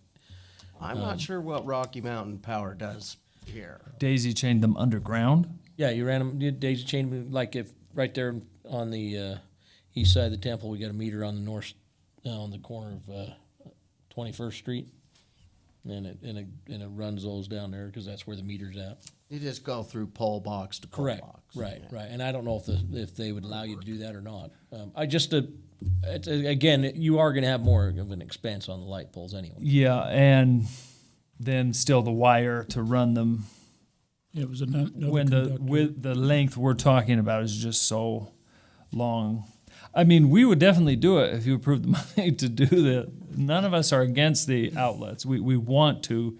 It's just I'd like to see it. significant I think we ought costs. I'm thinking It's quite a bit. Well, because tens of thousands of dollars of additional costs. and there's 7 sources, so we're not just pulling from one. And this is Dave Espinosa, our Public Works Director. Can you just come towards the mic too, please? And so we're not coming from just one source, like you're kind of talking about. We'd be coming from, there's 7 different sources we're coming from on Washington Boulevard, which means we'd have to have 7 different meters.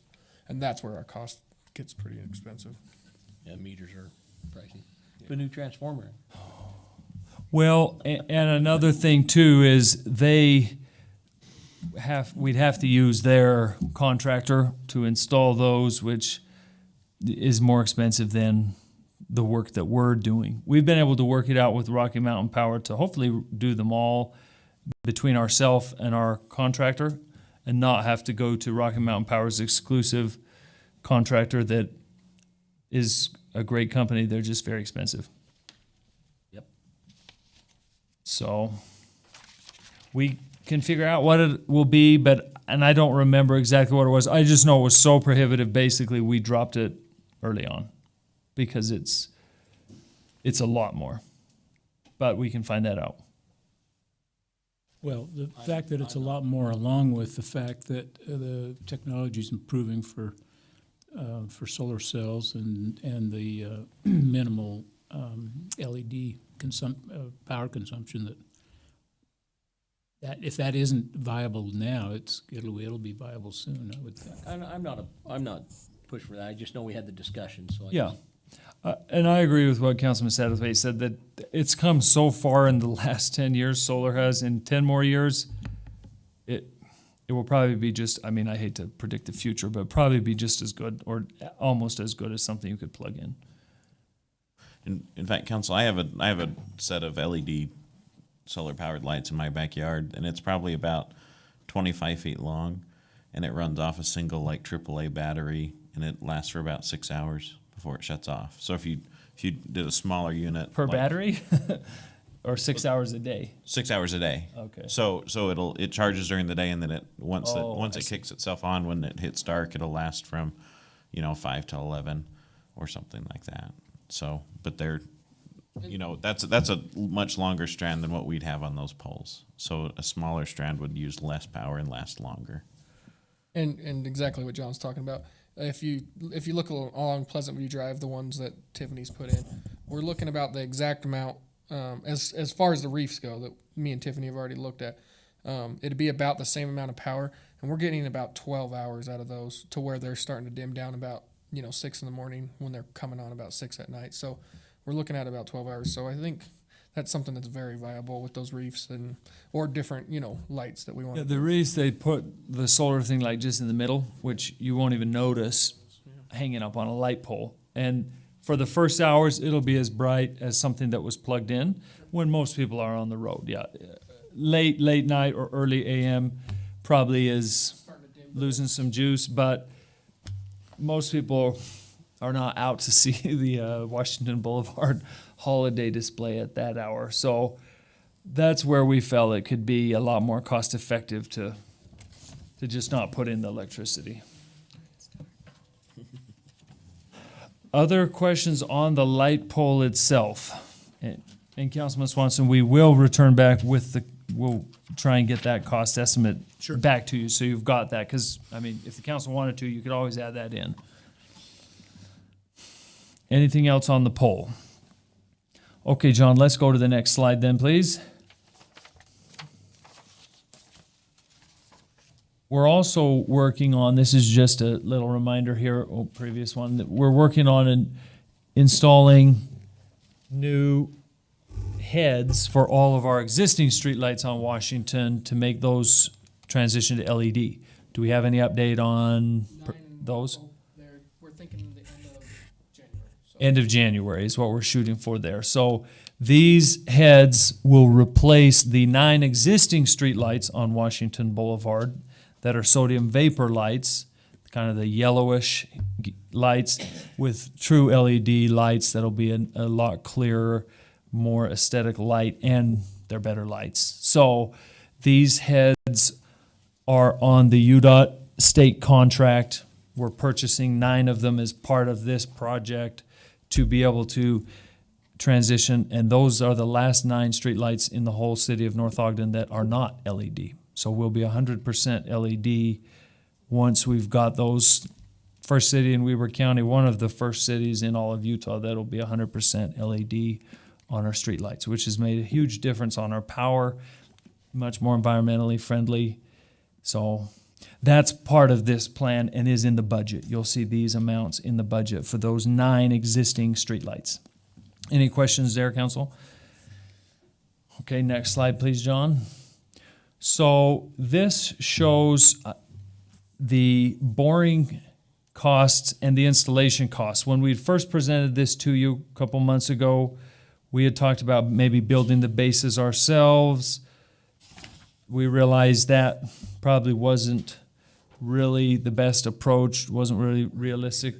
So we have included that in the contract with this that we bid out. We bid out the installation of the lights themselves, essentially. We'll still be doing the work to put them up on the bases once the contractor has built the concrete bases. But that's the numbers that feed into the budget. I just wanted to give you the actual numbers, and actually about 5 minutes before this meeting, we got a slight change to this that unfortunately I don't have to present to you yet. Basically, there's a change in the linear feet for the Walgreens option, and that might raise the price slightly because in this bid you can see they've put 322 feet. There's another option, though, to go all the way to 2,600, and maybe this is a question for the council. John, can you maybe just pull up the map real quick? Do you have that handy, just of the area, the Google map? Oh, the Google map, yeah. So the project area that we're talking about, again, is, we just zoom out, or yeah, this is good, this is IHC here.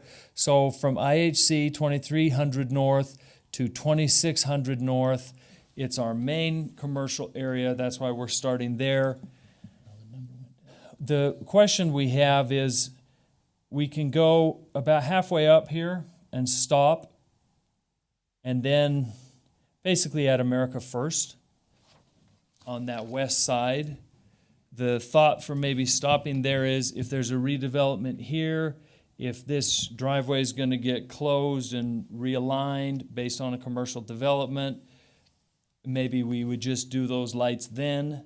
So it's about a $10,000 difference, roughly, to take the lights on the west side, do 3 lights, stop here, or do all 6 lights that should be done based on the linear feet in that area, and then we'll just have to worry about if it needs to change, based on the commercial development.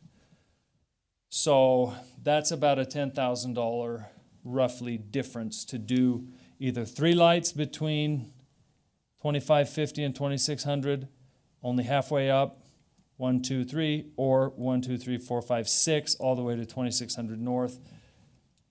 So maybe give that some thought, because that's one of the last remaining questions to resolve this budget, is to do all the lights on that side or try and get the developer later to pay for some lights or do them as part of a later project. We think we probably should just do them all, but the budget actually only has the first 3. So that's something I'm going to talk about here in a second on the budget sheet.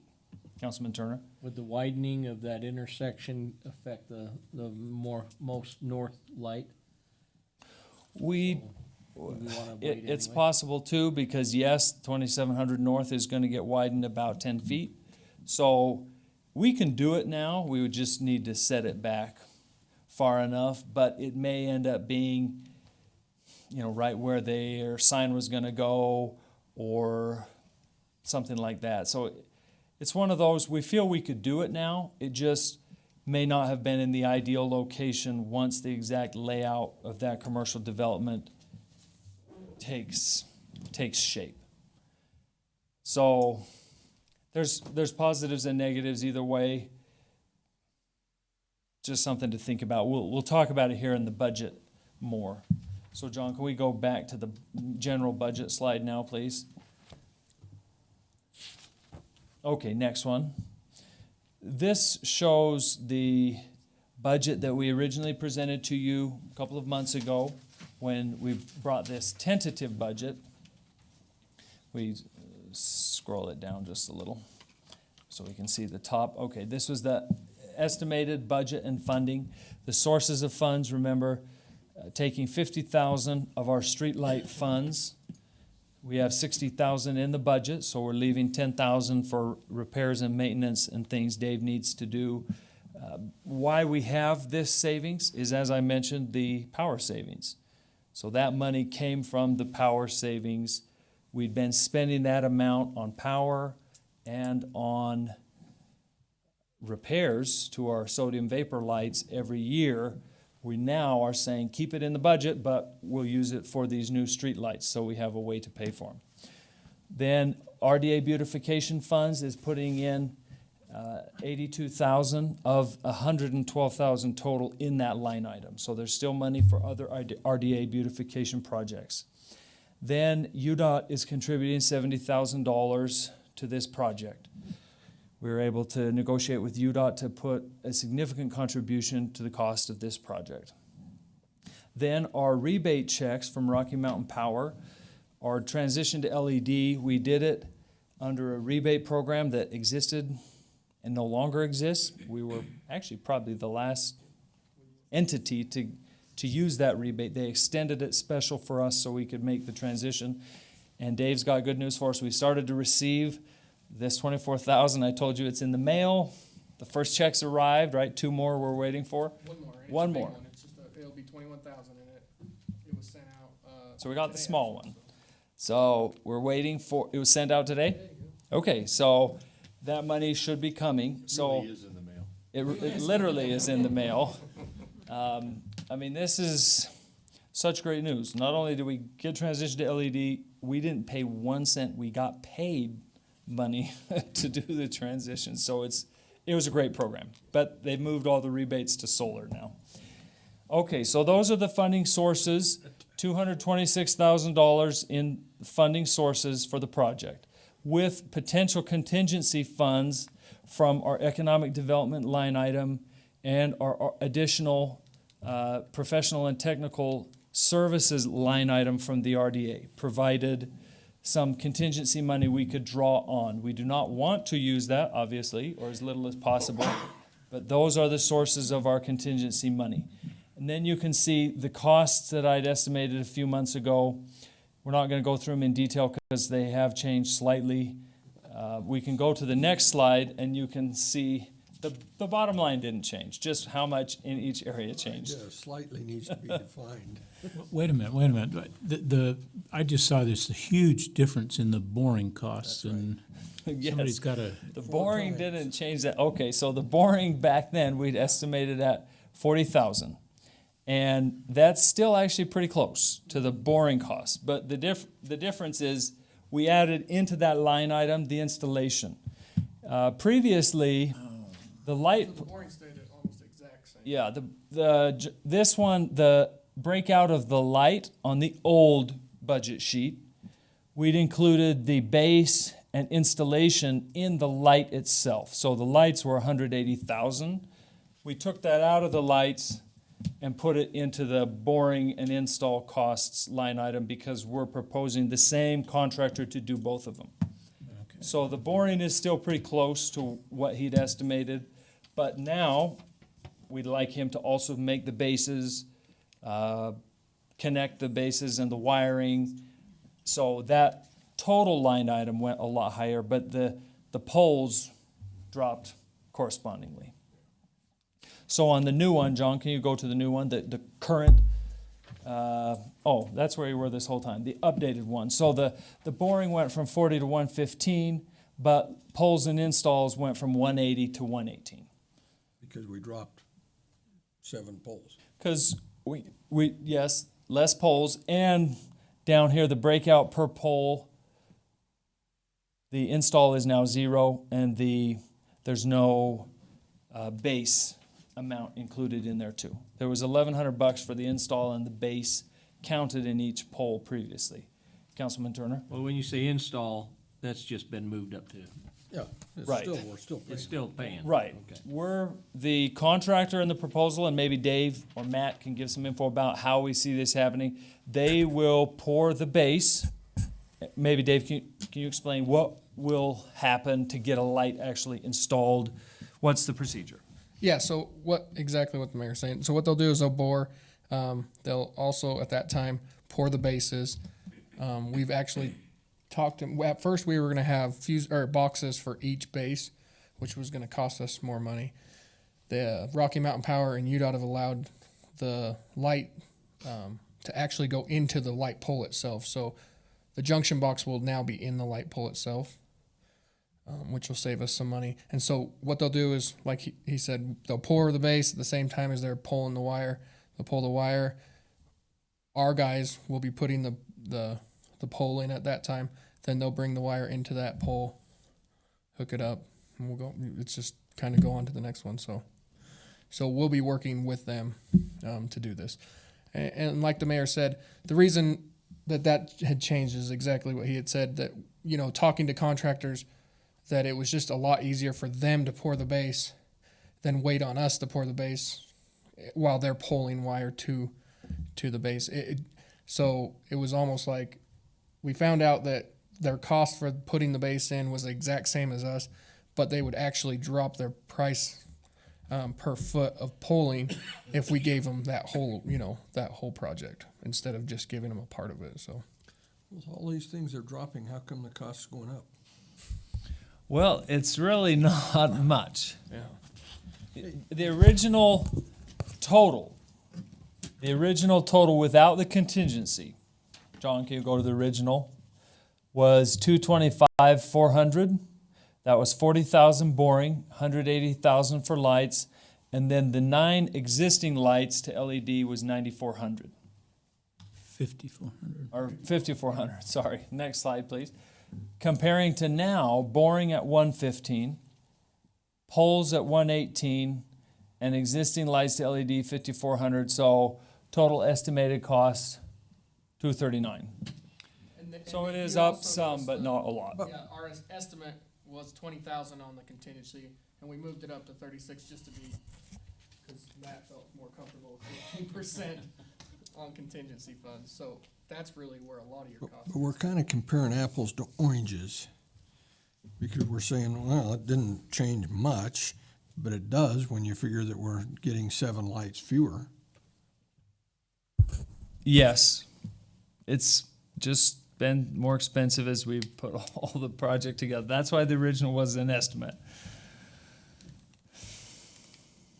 Well, if the updated estimate is any indication of what the original was, then we're in trouble. We're confident in these updated numbers, but with the contingency. That's what we've requested in the budget, so that within that amount, for example, that contingency, we could, if we decide we can get it worked out to do those 3 remaining poles on Washington, so that it lines up on both sides of the street, we would include those. I think when we looked at this the first time, well, the last time that I think we more or less gave a thumbs up to it, the funding sources with the contingencies or with the possible other sources covered it. It's still covers it. And we won't have to go we won't have to go into those additional funds. We will have to go some Some, but with not- the contingency, but not the total amount. I mean, if available is 303, although we have some other projects for, this amount. We don't want to spend the contingency. But if worst case, the whole contingency were used, we would still be $28,000 short of what is in those line items available in the budget.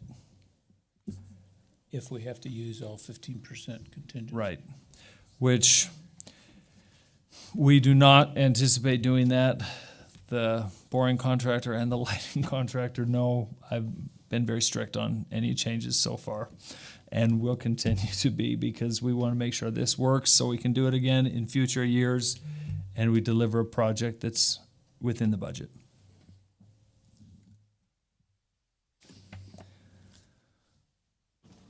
So that's what we're looking at for the budget. The cost estimate is slightly higher than the projection, yes, which, that's why the original one was an estimate. We knew we had to nail some of these things down. And when that came was when we actually put the bidding documents together and put it out to bid and got real numbers from what the private sector could do it for. We had 4 bids, was it, Matt, on this work? Yeah, I think so. 2 were extremely close together, the 2 lowest. We went with the lowest, but are recommending we go with the lowest. But there was one other that was fairly close and then some that were higher. So we feel, we got good bids, solid bids in the neighborhood of reasonableness based on the fact that 2 were very close. They're within $1,000 of each other, I believe. The one we're recommending and then the next highest. So the contractor we are recommending is the lowest bidder, but it was very reasonably close to the others. So with that, let's finish talking about the budget before we get into the timeline, which is the other slide. So what are your questions, council, on the budget comments? We have our city engineer, public works director, and Todd from the lighting company. They'll be manufacturing the light poles. Unfortunately, we were not able to get the electrical contractor here. We tried. We thought they were coming, and something just didn't work out on their end. But Matt, our city engineer, is able to field questions for their piece of the project. Councilman Satterthwaite. So Matt, just your feeling for why you've moved a contingency from 20 to 36,000. To be honest, I don't do this type of work very often, and so I have no idea what could come up. When I spoke to the contractor about any unknowns, they said that they felt very comfortable with their pricing, that everything was included. But where we're working with UDOT, Rocky Mountain Power, I just feel like it's a good idea. Fair enough. Good. And if something large comes up contingency, I'll go back to UDOT and ask for more money. Initially, UDOT was giving us, I think, $30,000, $40,000. When they put some new stipulations on, it raised the cost. I went back to them. They gave us $30,000 more contribution. So if some larger contingency happened, we would definitely, I can't speak for UDOT, but we would make every effort to get them to help assume some of that cost as well. So it's not just to us, because it is a state highway, and UDOT has a responsibility to provide lighting for safety. That's where they're paying approximately a third of the cost of this project, just under, which they could buy wooden telephone pole lights with a little Cobra head at the top for $70,000, which is what they're looking for. The aesthetic piece is on us. That's why we're sharing a larger piece of the cost, because they don't care if it's a wooden telephone pole light or a nice light. So we're paying a higher amount, but that's because we're the ones who want a nicer pole.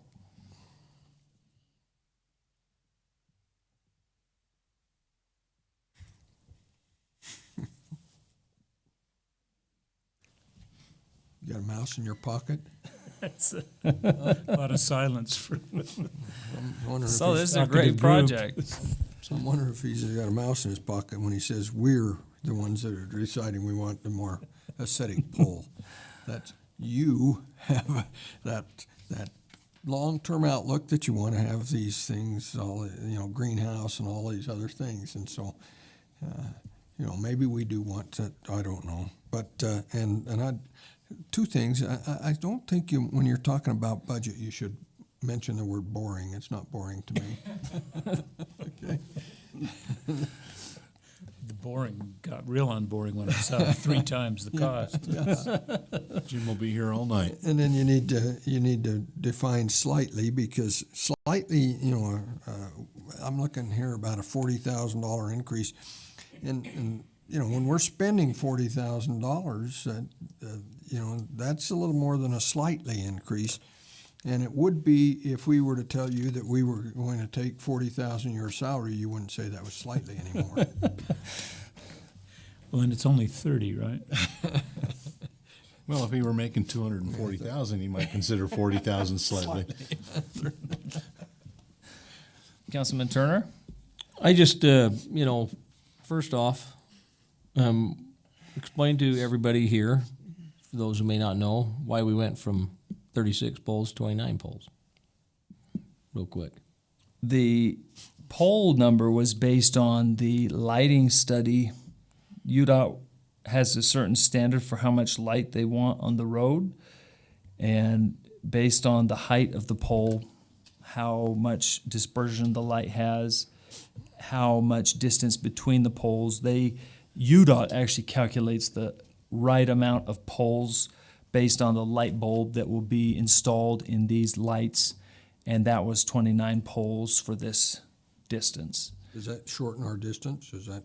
It's the same distance. Initially, we just said eyeballed it at 36, but once UDOT did the photometric study to actually analyze, exactly how much light there is, they determined 29 was the right number. So that's been done in conjunction with UDOT to make sure it's their standard. They basically want uniform amount of light on the boulevard. Between poles, next to a pole, it should be about the same uniform amount of light. So if there's too few, you're going to get gray spaces in between. If there's too many, you're going to get bright spots where the lights are really crossing. So the 29 number came once we actually had a pole identified. We gave the files to UDOT, and then they ran it through a computer program to determine the appropriate number. So just for fun, I ran my own little numbers here. If we use the contingency, we're looking about $9,500 a pole. Based on our original estimate, if we used all the contingency, we were $6,800 a pole, based on the 36 poles and everything. So I see what Jim, when he mentioned, we're in big, in hot water if we're trying to figure the original. We basically went up $2,500 to $3,000 a pole, and if we're going to go all the way down to $1,500 north, we just need to. And I understand it's an estimate. I understand all that stuff, but that is a significant jump in cost, and so that's a concern. Just that we're spending more money than we anticipated. I think the poles are great. I think they're a great idea. It's just, I'll tell you right now, I would be more apt to do what's budgeted and not worry about the extra 3 that, because that's an extra, almost 30 grand that for the 3 that we'd go north of Walgreens. I let the developer do that, but then we need to make sure the developers understand that they're developing it. They may have to figure in an extra 10 grand to put a light pole in. That makes sense? Yes, we're just not sure we can require it because the roadway's already built. So, and maybe this is something for John, but They required all over the place. On an existing roadway, If you're putting in a new driveway into something, the city, and they can make you do all kinds of funny stuff. And UDOT can too, so. But Well, to the other question, let me just say that real quick, and then we'll get to Councilman Uri and Councilman Satterthwaite. On the amount, yes, the high cost per pole, or relatively high cost per pole, is mostly the installation and getting the power, because unfortunately the power is not there subterranean right now on Washington Boulevard through most of this area. And the new UDOT standards, for example, you see in some of the other areas south of here, you might see the light poles, the power strung overhead, connected. That's not allowed anymore. It needs to be run to the pole. So that's where a lot of the costs are, is the boring and things. But I feel it's a very conservative project. Some of the poles, we looked at just the poles, like the really nice ones I showed. Actually, John, can you go back towards the start of the presentation? The Roy City ones on 1900 West, which are beautiful. They were $9,500 a pole, just the pole. So, no, it's at the very beginning, almost. Those are actually a little further back. Yeah, there it is, on 1900 West. So, yes, it's a lot, but I feel we definitely have not gone overboard. This pole itself is over $9,000 just for the pole, not even boring, power, base, everything like that. So the price we've gotten for the pole, I think, is a very economical, but nice looking still. We didn't go cheap and it's not good looking. It's a great pole. It's not as cheap as a wooden telephone pole or just maybe a straight aluminum, pole with the Cobra head at the top. But I think we'll be grateful for years to have these. Really make our boulevard look nice, something to be proud of with these. Councilman Swanson? Matt, on your original contingency of 20,000, that was about 8.8% of the total project, and you bumped that to 15 just out of caution. Yeah. Again, I really don't. I really can't say for certain what we'll run into. It's just better to have a contingency. I'd rather shoot high than than not have enough. What he explained earlier was this is not an area he's got Right. a lot of Right. experience in. So Yeah, I mean, understand that part. it's been nice that UDOT they actually provided the design for it, right? I mean, they provided all of the site plan information, which is, I thought pretty good in addition And to the lighting money. company. Yeah. Oh, yeah. They So, in addition to, providing actual funds for it, we've actually had other resources that have been used, to put toward this. And where I haven't been involved, with every step of the process, I just feel better with having a little contingency there. is this our contingency not shared, right? At all? Well, I think the mayor's saying that he'll ask UDOT to share it. No guarantees, but if that If contingency some gets blown. unforeseen item comes up, yes, we will go back to UDOT and ask them for increased contribution towards it. I'm not guaranteeing we would get it, but that would be our plan. But this is our contingency. This is not- the city's, yes. And to be honest, it will be very painful. I mean, I think I've already made that clear to the contractors that there'll have to be a really good reason to use it. Because I know how conscientious you all are about it, and so that's going to transmit through me to the project. Councilman Uri, I'm sorry, we didn't get back to you earlier. Well, that's all right, but, I'm a little conflicted on this, and let me explain that.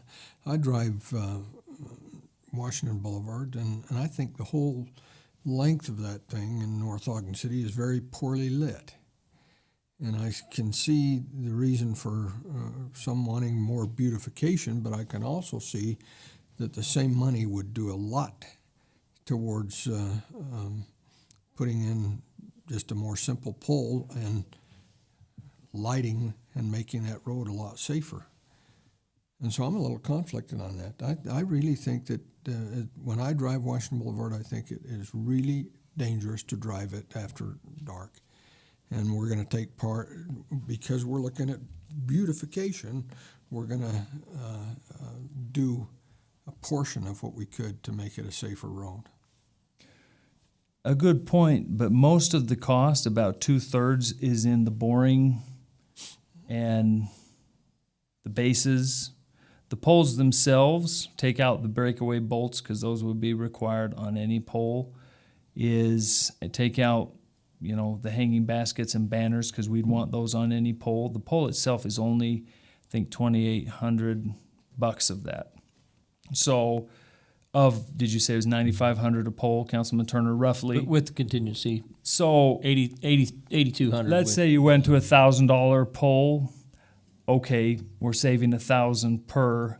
That's not going to do that much boring. So yes, the pole is more expensive than just a plain one, but not that much comparatively to the project, because the boring, the bases, the breakaway bolts, the banner arms, the flower hangers, those things, which I assume would be consistent even if we did a less expensive pole, are still going to be the same. So the amount of difference between, let's say, a simple pole and the pole we're using, I don't think is significant compared to the hard costs of the project. Well, what is the hard cost for just a regular aluminum pole? Let's ask, or Matt, or our lighting company. Matt, what's a? Really, the difference between steel and aluminum isn't that much. Well, I'm talking not a beautiful pole, but just a regular light pole. Just a straight Minimum Cobra light UDOT pole. standard Matt, do pole. you have a rough estimate? We buy them for the neighborhoods. About $1,000. When a contractor or when a developer comes in for a new subdivision, they usually budget about $3,500 to $3,800 per pole. For the install, though, I'm assuming, right? Right. So what's just the pole? Do you have just a rough estimate to compare apples to apples? I don't know. It's between 16 and $2,000, somewhere around in there. So UDOT's paying for a 40-foot roadway pole. They're paying probably about $1,900 for a Cobra head pole. okay, just a plain Cobra head pole. And So- this is 2,800? If you take out the baskets, because this amount, John, go back to the budget. You have 3839. That's with the arms. With the arms, 3 arms, which are $250 each. Okay, so 3,100, 3,000, I think. They have the assembly cost of this decorative pole. Ted sent it to you on this email. The cost of the city for everything, except for installation, is $38.39 for the light, the baskets, the banner arms. Right. Yeah, that's the one we're breakaway using. couplings, the base. That's opposed to the one that they have in Roy, which was $9,500 for a pole. Yeah. That same pole you had there. So So that's where I think we've got a very economical pole for a nice looking one. We could go to just a plain one and get some more poles, maybe Be about 2 half for the 1, cost. but you'd still have all the same boring costs and everything. Councilman Swanson? If we're not beautifying and it's a UDOT road, why would we be putting in any lights? I'm supportive of this. I like it. I like the look. I like the feel that it'd give, and I think it's money worth spent. But if we go to just a simple pole, just to stick another light up, why am I paying for that in the city? That's UDOT's job. And for me, this whole project has been a beautification project that we've been able to get UDOT to participate in. We can also make the road more safe by having more light.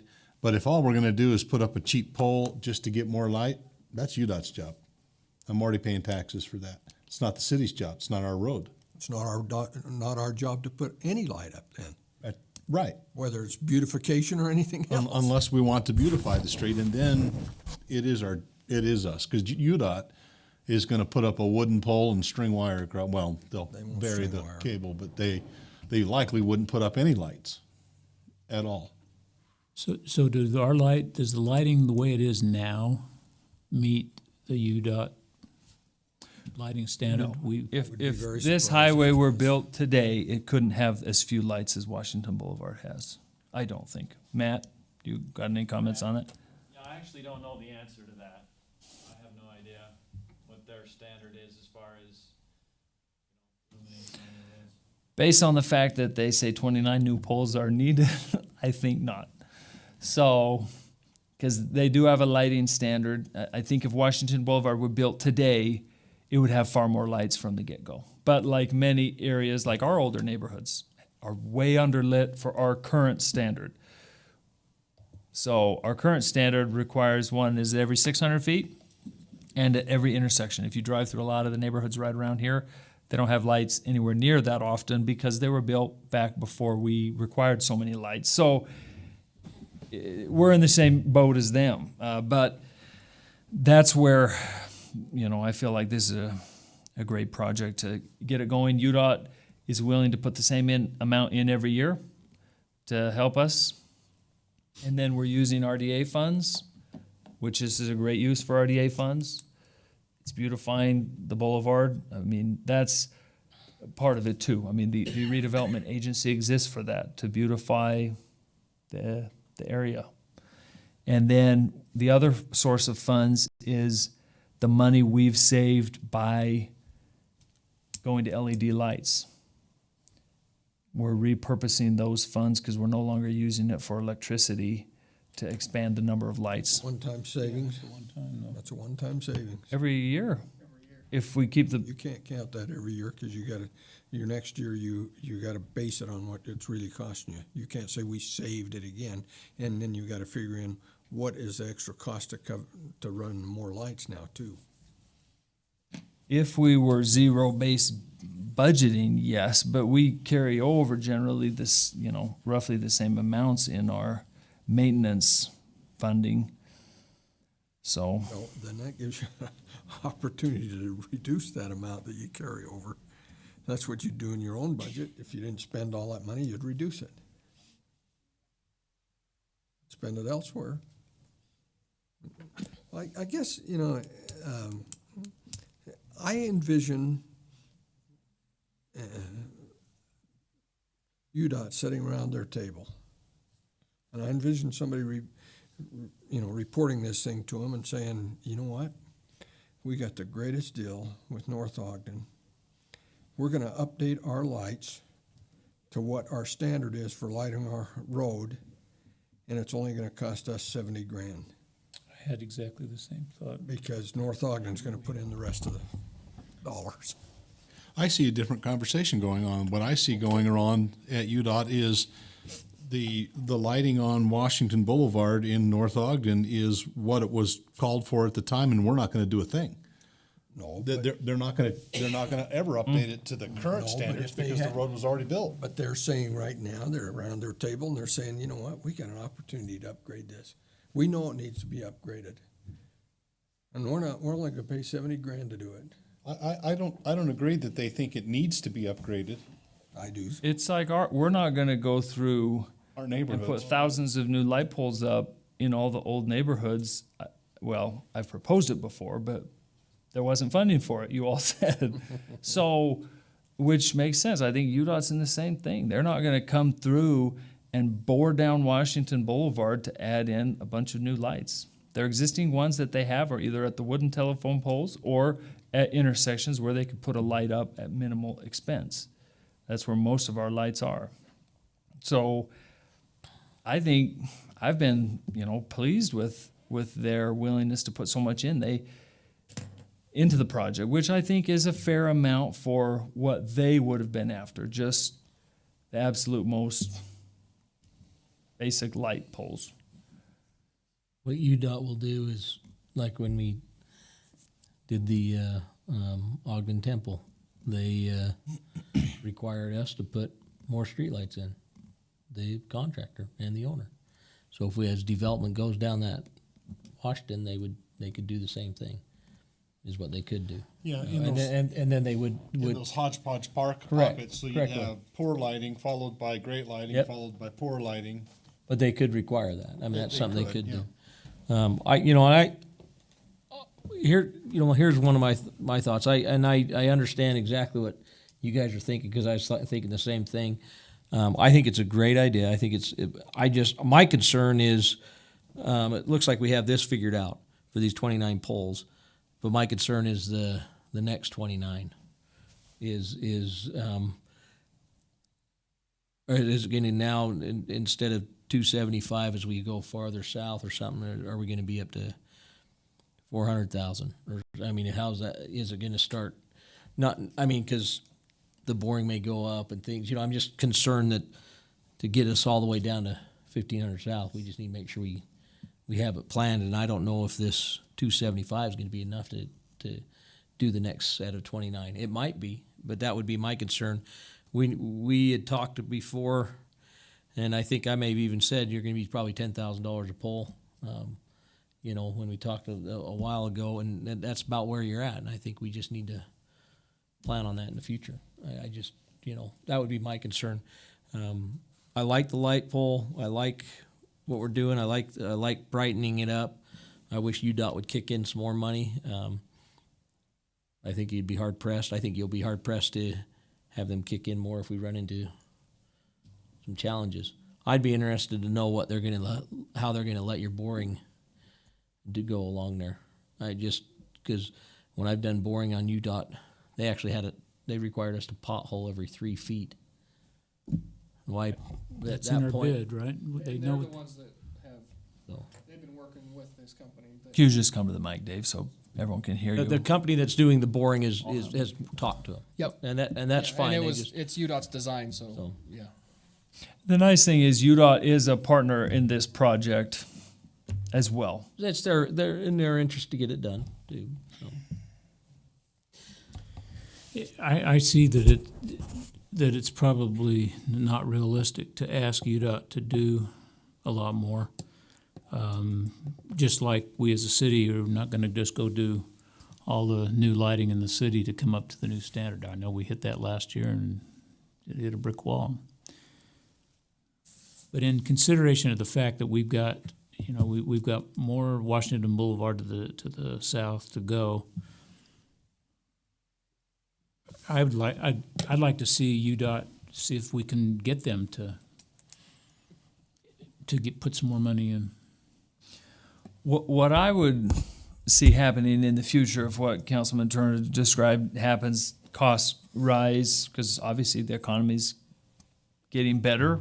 Costs likely would be more expensive next year. Now our pole cost should be the same or close next year. Or Todd, maybe you can tell us what do you see for the pole cost? Can you come to the mic, please, Mr. Spendlow? It's again. hard to tell what the steel market's going to do. Can we lock you into 30 years? Yeah, you could do that. Ted will fire me.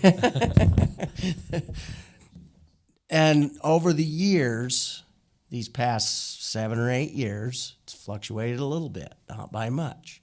So we haven't had to raise our costs too much. This year, we have had a couple of little increases, not just on steel, but aluminum and the fixtures that the manufacturers make. Copper's gone down though. Has it? A little bit. So if the steel market starts to get hot, they could go up. But the percentages are maybe 3%, over the course of a year or two. So it's not a big amount that we've seen over the course of 10 or 15 years with the steel market. Now, there was a point in time where China was buying all of our steel, so we couldn't even compete with them guys. But that kind of slowed down a little bit a few years ago. So, and like the mayor says, the economy's getting better. We don't know how long that's going to last, but So you do have to kind of figure in some increases in your raw materials. And there's been years in the past that we haven't raised our prices for 3-4 years. So every once in a while, we'll get an increase on our raw materials. So that's just kind of how it goes with the steel and aluminum markets. And the nice thing is too, if for some reason costs exploded, we could do a different pole further south. I mean, obviously we'd like to do the same one for consistency, but this is the prime commercial area. You know, we don't have to have necessarily the same thing everywhere. And the costs could go up, obviously, for any project. If we had the money to do all 4 segments at once, right now we would, but there's just no way to pay for the boring is the biggest cost, the electricity.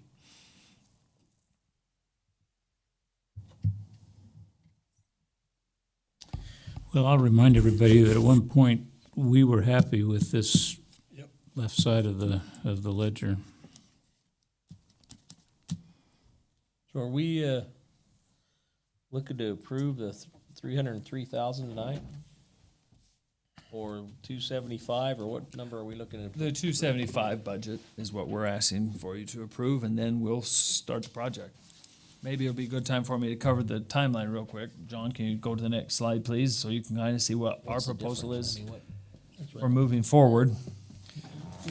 And by the way, these amounts are all approved in the current budget. All that 303,000 is in the current budget.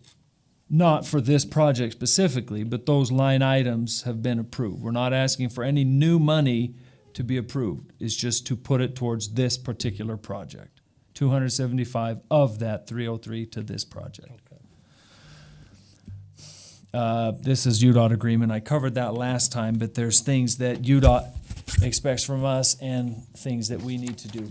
So if you approve this, we would initiate work on the project, in particular the boring, to begin the boring on Washington Boulevard to install the electrical conduits and the electrical wiring and bases. That'll progress throughout the winter.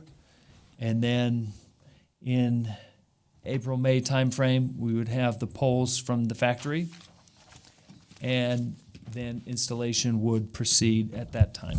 Once we had the poles, the bases were all poured, the wires are all tied in, we have the electrical. Dave or Matt, is there anything you want to add on that? So by spring, late spring, early summer, we should have the whole project completed for this first phase. And right away, we'll start with phase 2, working with UDOT contractor. The nice thing is it's so late in this budget year, we'll be ready to go with the second one, hopefully before costs have changed too much for phase 2. Councilman Turner. So on UDOT will on item number 3, reimburse the city a maximum of 70,000 of state funding.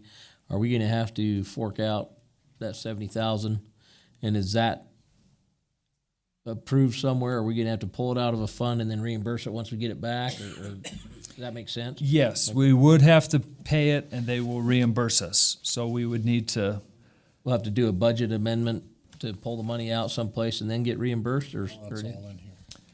Well, I understand it's there, but if the contribution's not coming until the project is completed, Oh, I see what you're saying. are we gonna have to, does that, my question make Yeah, sense? no, I understand what you're saying. Yes, we probably would need to do something like that. John, do you have any thoughts on that? So, I mean, that's the safest way to do it, because typically you can't do you don't do interfund loans. So you wouldn't be taking from the general fund to flip it to another fund and then back. If it was all going to be coming out of the general fund, and it was money that was going to be expended from the general fund, then there wouldn't be a problem, if that makes sense. Does that make sense? Because as long as the general fund expenditures don't exceed the budgeted amount, you're fine. So if we get the 70,000 this year, we'd be fine. Which we would be expecting to finish this during this fiscal year, before June 30th. Can you go back to the budget slide real quick? I just wanted to mention one more thing on the budget, where the source of money's coming from. So the amounts of where the money's coming for to pay from this project is, once again, the streetlight funds, $50,000, which is largely the savings we've had from switching to LED lights. Then the biggest single contribution from the city is going to be from the redevelopment agency budget, the RDA, which the RDA, as you all know, but I'm just mentioning for our audience and for the record, is special funds that come to the city from particular commercial, largely commercial properties in the city that the city receives to do economic development projects. And this is an economic development project, a beautification project. So that is not money we could spend on a park or on the police department or traditional government functions. It is money that the city receives specifically for economic development projects in the city.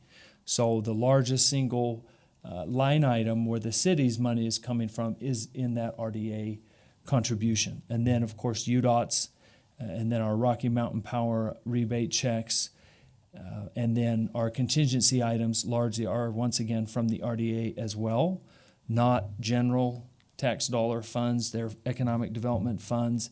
And then from our economic development line item, which is a general fund item, but hopefully we won't be using too much from those. So I think that's just good to mention as well. The largest contributing fund from North Ogden City will be our redevelopment agency. And that's exactly, in my opinion, why we have the RDA funds, is for economic development projects like this. And beautifying the area will be a great economic development project. It'll just make the whole area look nicer. Other discussion or comments or thoughts on this?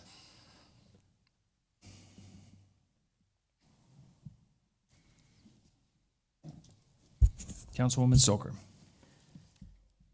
I understand what you guys are saying, but from my perspective, I just think we go to all this planning and time and expense on some things to just, I just don't know why sometimes we would cut corners and not make it fit in with everything that we're trying to accomplish and make it look nice as it comes into our city. And sometimes when you drive down different roads and I see these nice street lights, it just has it's almost like a calming effect. It's not, you don't have the standard light pole and it's like, okay, let's just hurry and go.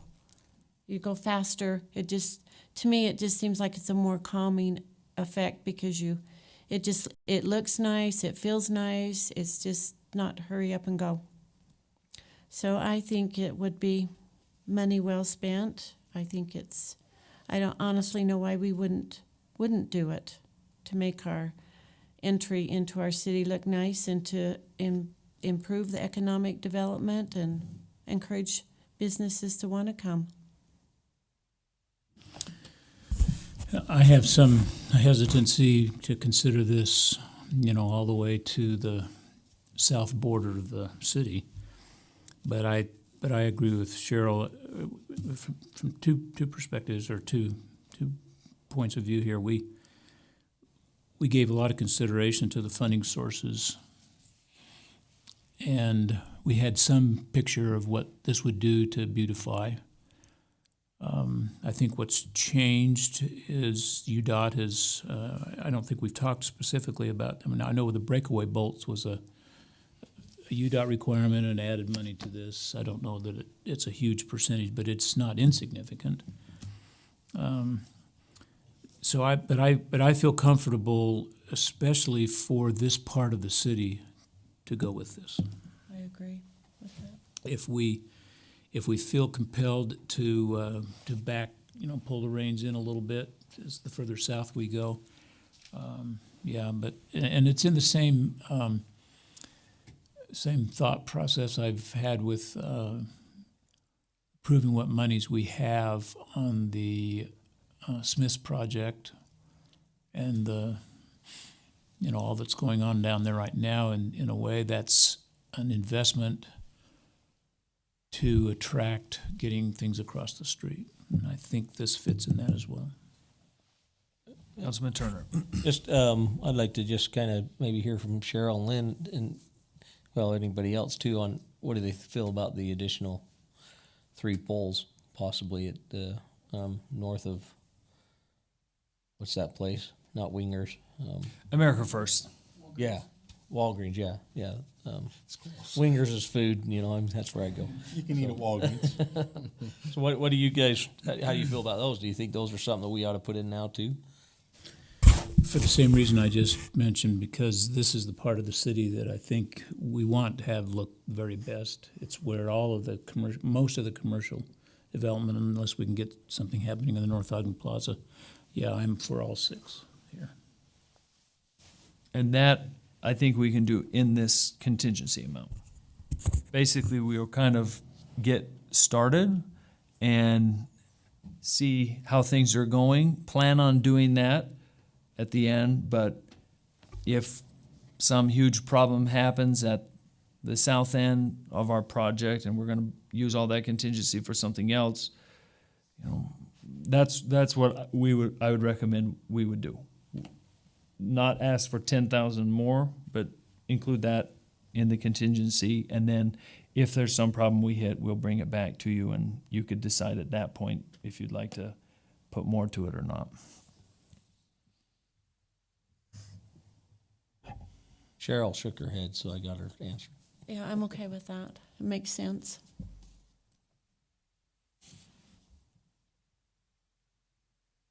Is there a motion or a number? Just a motion. This would be just a motion to approve this project and the budget amount, if that's what you'd like to do. Including the 3 lights, the 3 additional. If the funds are there. Yeah, so we wanna have a proposal for the 275, whatever, and some change. Yep. Right? Okay, I'm gonna make a motion. Get my ducks here in a row. So I suppose that we make the motion to approve the budget for the $275,434, with probably the contingency on seeing where we are with the polls, whether we go the additional 3 after, to know that if the funds are there or not. So my motion is to approve the $275,434. Second. Okay, we have a motion and a second to approve the street lighting budget for Washington Boulevard for $275,000, $275,434. Is there further discussion? Councilman Turner? Do we want to go ahead and purchase the additional 3 poles, knowing we would spend some of that contingency to the tune of, let's say, you know, they're $3,000 each, $9,000? Do we need to have that, and so that then we have the poles, and then if we hit something we can't put them in, I don't know where we'd store the poles, maybe at Dave's house, I don't know. But Actually, that's a really good point, because it is a 3 or 4 month lead time, Mr. Spendlove, Yes. for the poles. That's a great point you just made. So Construction guys. maybe sometimes. maybe we should just go ahead and order them because we'd use them the next year. Or that's a great point. I really hadn't thought about that, because we can't get 3 more poles on demand. Everything's made custom. This contractor is Salt Lake? Our manufacturing facility is in West Jordan. West Jordan. So it's a local company, which is great, but they do make everything custom. So they don't have them on hand. So I hadn't been thinking about that. So Actually built them and you didn't need them for until the next project. There's probably a way we could hold those for you. And those 3 would be ready to go for the next project. That's something I could talk about, because we have done that in the past. But we'd still have to buy them. Well, yeah, you buy them and we hold them so that you don't have to store them anywhere. So You could maybe hold the fixtures, the 3 extra fixtures, somewhere in a facility here. But if you just don't have the facilities here to hold the poles, we have done that for customers in the past. So that's not it shouldn't be a problem. I have to get it approved, but it shouldn't be a problem because we've done it in the past, so. So I guess would we want to amend the motion? Or do we need to amend the motion? I think we ought to state that clearly, that the motion is to spend the $275,000 as this plan shows, and to include the purchase of all 6 of those poles. And then if we have a Then if we contingency have- problem, If we we'll have a come back. contingency problem, then we don't install those 3, and we'll just bring this discussion back to the table. Agreed. Okay, so Councilwoman Stoker, are you comfortable amending Yes. your motion that we'll buy Yes, I'm, all 6 light poles on the west side north of 2550? yes. And the second agrees. Okay, so we'll go ahead and order those if this passes, and then we'll have them. If we run into financial problems, we might just not install them this time. Okay, any further discussion on the motion? Then to restate it, this motion is to approve the budget amount of $275,434 for the purchase of 29 plus 3 light poles, 32 light poles for this project area, and to begin the boring work. We'll start the voting with Councilman Satterthwaite, Yes. Councilman Uri, I would preface my vote with saying that I feel that the purpose for lighting Washington Boulevard should be to make it safer to drive on and not just to beautify it, and so my vote would be no. Councilman Swanson, Yes. Councilman Turner, Yes. Councilwoman Stoker. Yes. Okay, thank you. Then that motion passes on a 4-1 vote. And we'll get started and keep you updated, council, on all the progress and what's happening with that. Okay, that completes our agenda discussion and action items, and we're to item 5 on the agenda, which is, again, public comments. Ladies and gentlemen, if there's anything you would like to share with the city council on any of these topics or anything else pertaining to the city, we'd invite you forward at this time. The time is now yours. We just ask for your name and address at the beginning of your comments.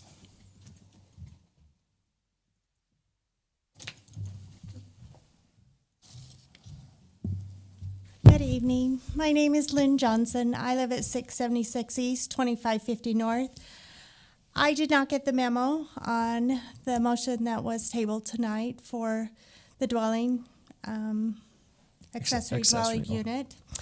But I have stayed because I am leaving town for a couple months and I won't be here when you talk about it. And I respectfully am glad for the opportunity to voice my opinion.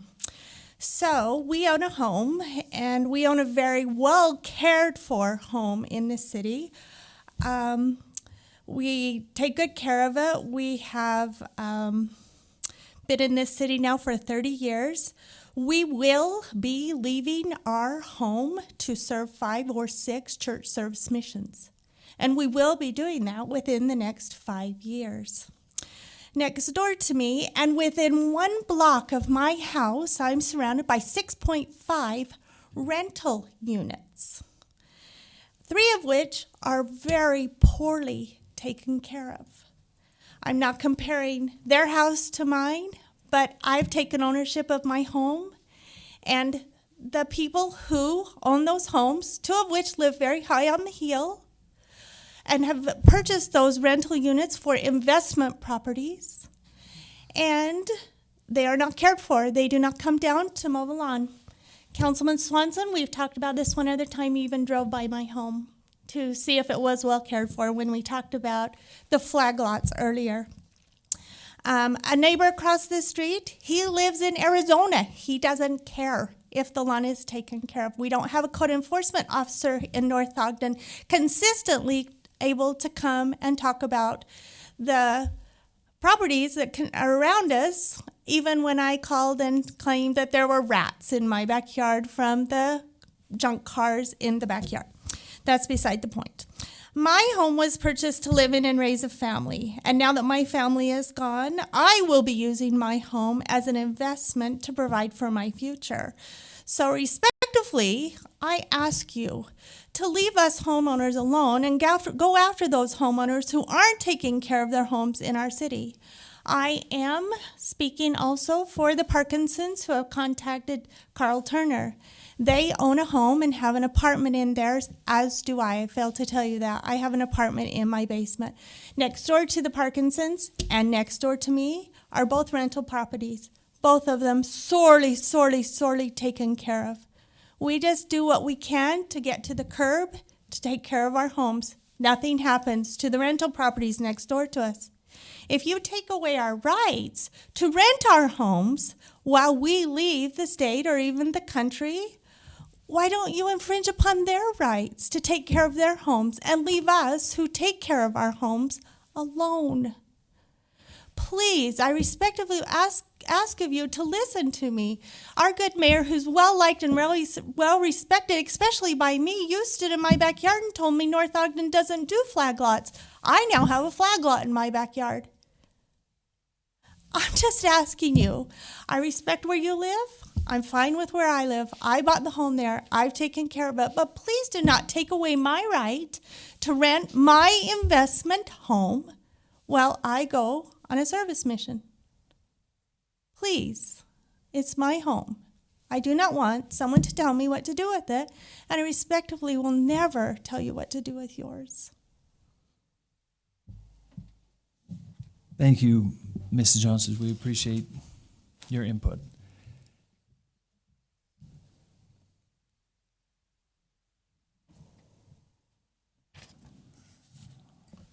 I'm Keith Johnson, live at 676 East, 2550 North.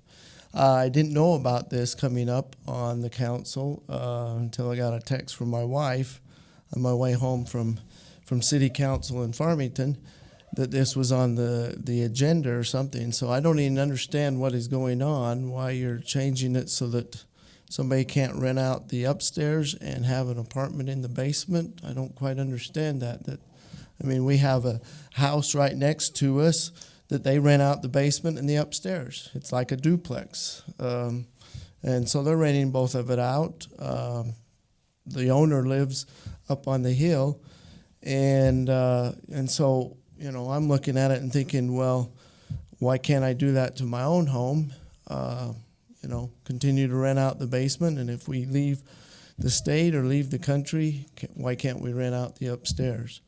And, you know, we've kind of counted on that. We've kind of planned on being able to do that. And now, you know, if this is what is really happening, you're taking that right away, you know, we won't be able to do what we had planned to do. So anyway, I would reconsider what you're trying to accomplish by this ordinance. I haven't ever read it. I don't know what's going on. So I'm going to get on the website and try and find out, you know, what is it saying and what's the deal, why you're taking it away that you can't rent out your home, you know, as an investment property, because everybody does it around us. I mean, we got, like my wife said, there's 6.5 homes around us, and there's many more. I mean, you know, there's lots of people that are landowners, you know, that rent out their homes all over around here. So anyway, I just don't quite understand what's going on, so I'm going to have to look into it more. Thank you. Thank you, Mr. Johnson. And if you would like to come see me, I'd be happy to fill you in more what's happening. The city's not taking away any rights. Nowhere in North Ogden is it legal to rent a home upstairs and downstairs separately. That's not allowed in any zone. It does happen, absolutely. We recognize that it does happen. The discussion here is to create an accessory dwelling unit provision that would allow for accessory dwelling to be rented, and then what provisions would be put into it. So it's something we know happens a lot, but actually it's not allowed. Are you saying that's illegal? If somebody is renting both pieces of their house, yes.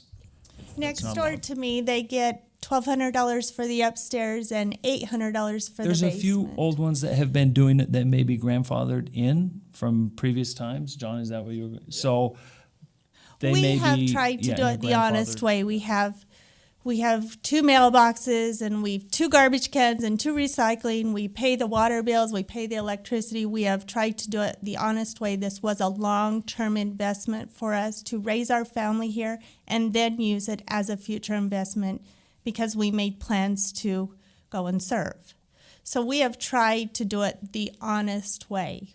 I've never said we didn't have apartment in our basement. I've never hid that from anybody. I'm just saying, if you now take away my right to rent my home and my apartment, we lose our retirement. And that's the same with what the Parkinsons have tried to tell you. This was done as an investment. They did it because they have a handicapped son and they were hoping that he might be able to one day live in their home as on his own, independently, but it also was set up to be their retirement base as they left to go serve a church service mission. They may be gone 18 months because they will be leaving a son behind.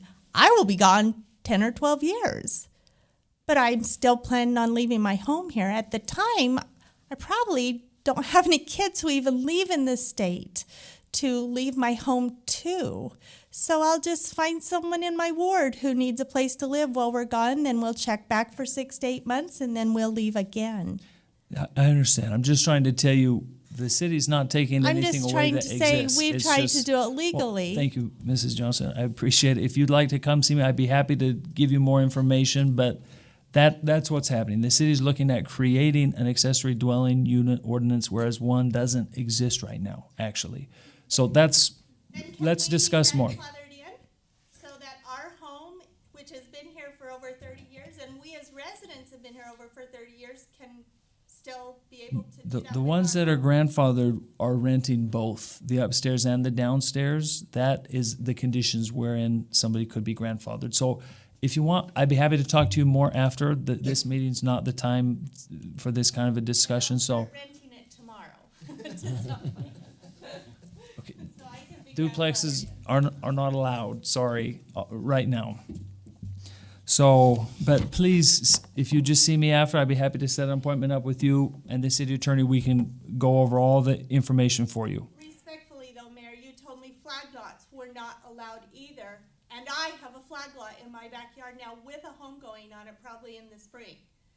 So I do think that things change and we can be flexible. We have banned flag lots in the city, so there won't be any more of them built. Unfortunately, there was one built. And that's why they're now banned, because we didn't know this particular zone did allow flag lots.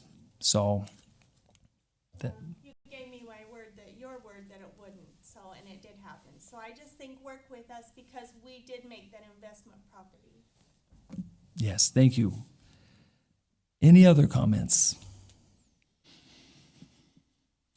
Okay, council, staff, let's start. Dave, do you have anything you'd like to share? Okay, Matt, anything? Annette?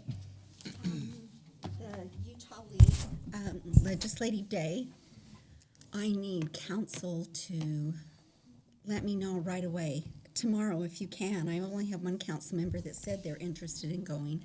I will not be there. And I can't go. That's on the 20th, correct? And I've already committed to go, so. Okay, anything else? That's it. John? I'm going to pass down, these are handouts that were brought to us for our conversation next week at our work session, our joint work session with the Planning Commission. So grab one of those and review it. This is regarding the sod farm property. So just The north side of the street. on the north side of the street. So just have that in your files so that you can, and bring it back with you so that you have it next week. So, thank you. Anything else? Nope. Okay, let's go. Sure. Councilwoman Stoker, how about we start with you tonight? I don't really have anything. Okay, thank you. Councilman Satterthwaite? So having handed this out, and I will review it, tell us the state of progress of this currently in the city? Is it before? They'd like to bring in a proposal for this, but they're going to be asking for some changes to the master plan community zone to be able to do this project. And I'll send you an email update that'll kind of match up with this booklet here. So that's basically the situation. They'd like to ask for the master plan community zone, which requires city council approval, but without a mixed-use component. And that's what they're going to be asking for, just housing. So that's what'll kind of be for your consideration to review. Is this Yeah, senior community, So it's kind of like legacy. yes, but basically they're more like townhomes, not single homes. So these are adjacent or adjoined units.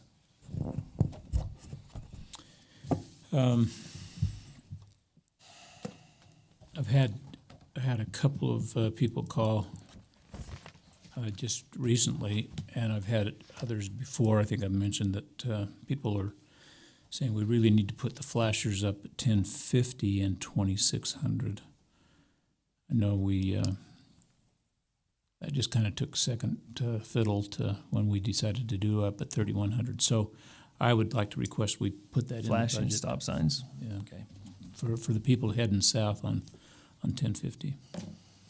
And then I'd like to, we've had our discussions about depreciation. We have a handle on some of the amounts involved, and we hope to have the rest of it before we get into the budget session. But I would like, because I know you're going to be starting to discuss as department heads the whole budget thing. We know a little bit about what we're going to have to be doing there.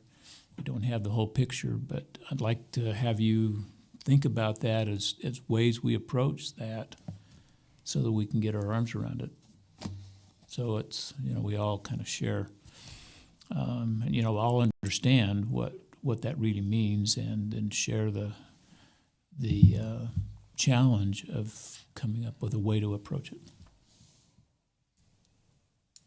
And I always like Dave, but and I know that's not a small job. And we'll talk more. And Happy New Year. Thanks. I'm good. Thank you. Councilman Uri? Well, I think the wheels turn slowly sometimes, but I guess I would ask again, any progress on the chips being moved on 1700? I don't have any updates with the holidays and stuff. I know Andre and the chief were headed out there to go talk with the landowner again, but I haven't heard anything back.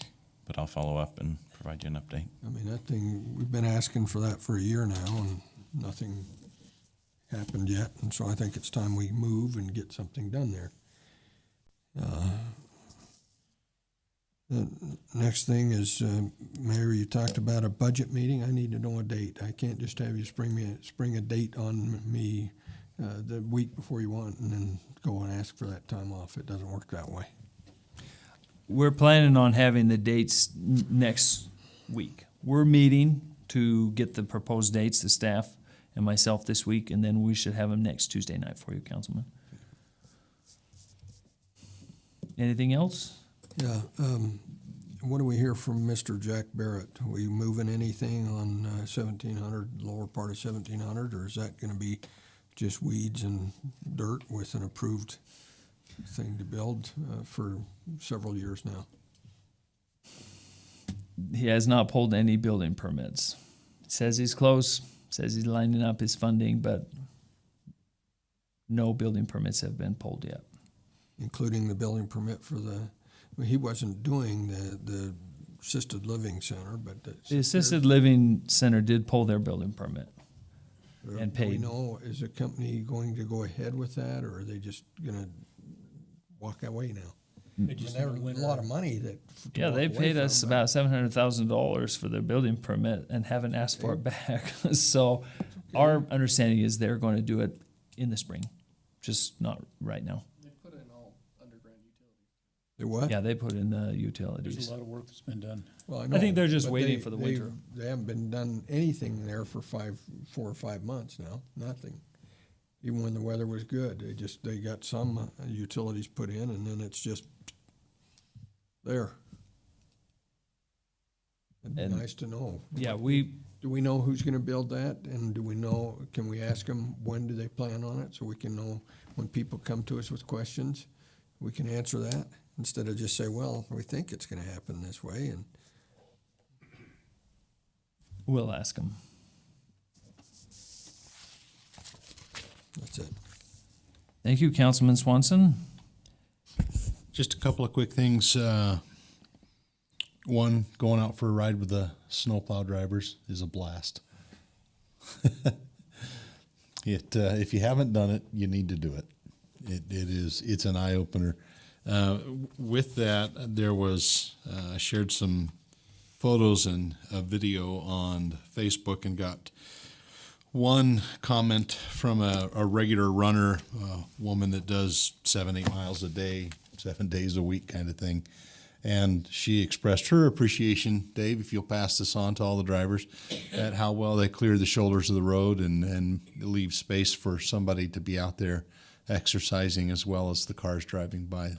She was very appreciative of the great work that they do. With that, though, I did notice on 450 and 2600 in particular, our biggest mains, there are a couple of spots where we've got vehicles that were parked out there and plowed around in the last storm and then in this most recent storm, and they're still parked out there with the storm coming tonight. And I guess it's not as big a deal or as critical for safety on some of the lesser mains, but on 2600 and 450 with the traffic, there's with the snow piled up against those vehicles, there's almost no lane left. And would like to see our officers going out, and I don't know if those vehicles have been ticketed, if they need to be towed, or just what exactly is going on. One is an Xfinity line truck that is parked out on 2600. He's got the line truck in now, but now he's got two big 4-wheel drives parked out on the shoulder, a black one and a white one, and two F-350s, and it's a pretty narrow part of the road, and when the snow was coming down the other night, it was not a pain, but you could tell it was a real safety concern to have those vehicles parked out there that had been plowed around in the previous storm and this most recent storm, and I'm sure it'll be plowed around tonight as this next storm comes in. This is a good topic that's been on my mind as well, for snow being blown back into the street. As more and more people are getting snow blowers, Yep. we're having a big problem where someone does the whole neighborhood and blows all the neighborhood sidewalks, which is fantastic. We love that they want to take care of their neighbors, but it's all blown back into the street for a 3 or 4 house stretch after the plows have gone through. And that is not going to get plowed. It's just going to get ground down and frozen into the asphalt. So this is one of those, council, we really need to know your feelings on enforcement and how high of a priority is it? And are you okay getting phone calls, upset people that I was just plowing my neighbor's sidewalk and got in trouble for it? Or I just had my car out and got a ticket, because it's been on my mind as well, because as I've driven around the city, I can see that's where a car was sitting in front of a house. This is a whole stretch that somebody's blown into the street, and they're just sitting because they're not going to get plowed off once they've been ground down into the asphalt. So I don't know if you want to give us your thoughts now or have this as a topic soon, but we need to know your enforcement philosophy so that we have your support if we start issuing a large number of citations. I'd be cautionary. The reason I would be, a couple reasons. One of the ordinances says that that you're supposed to take care of the sidewalk that's in front of your driveway. In front of your house, correct? Who owns the sidewalk by the dog park? It's on the south side of the dog park. I'm going to give it to the Parks Department. So that hasn't been snowplowed or snow blown or shoveled. So I'd be cautionary, because if I was a resident and you came to me and said, hey, you didn't shovel that sidewalk, I would point my finger right back at the city. Also, I'd be cautionary as you go to houses. That family you're talking about, they were the ones that were hit on 2600, and the family had to be life flighted and everything. That's that family that why that Xfinity truck was parked there is because he was in the hospital. Their company came over and cleaned that truck off and moved it into the driveway because he wasn't able to. That's part of the reason there. So I'd just be cautionary. I think there's some people that do it on purpose and do it because their city needs to take care of that street, and stuff, and that's how they kind of have the attitude. But I would just be cautionary because if you start going out citations, people are going to start pointing fingers back at the city and trying to find fault with the city. Just be cautionary. I don't have a problem with reminding people of ordinances, and I think our code enforcement officer does a wonderful job of being just saying, hey, did you know you're not supposed to do this? Because I'll bet you there's some people that, I know it was in the newsletter and that you said about cars in the magazine that came out and stuff, but there's people that don't read that and stuff, so I'd just be cautionary. There's not any people that don't. Yeah, I mean, I just, that would be my philosophy. I think it's Audra, right? That Yes. I know that she's talked to some residents. I had a friend of mine who she stopped by because his trailer was parked, and it was a little bit in front of the house. It wasn't too far in front, but she just come and said, "Hey, did you know the ordinance says this?" He had no idea. So She's very, so I think to be very cautionary before you give out any citations. That's my word of advice. So I agree with you in general.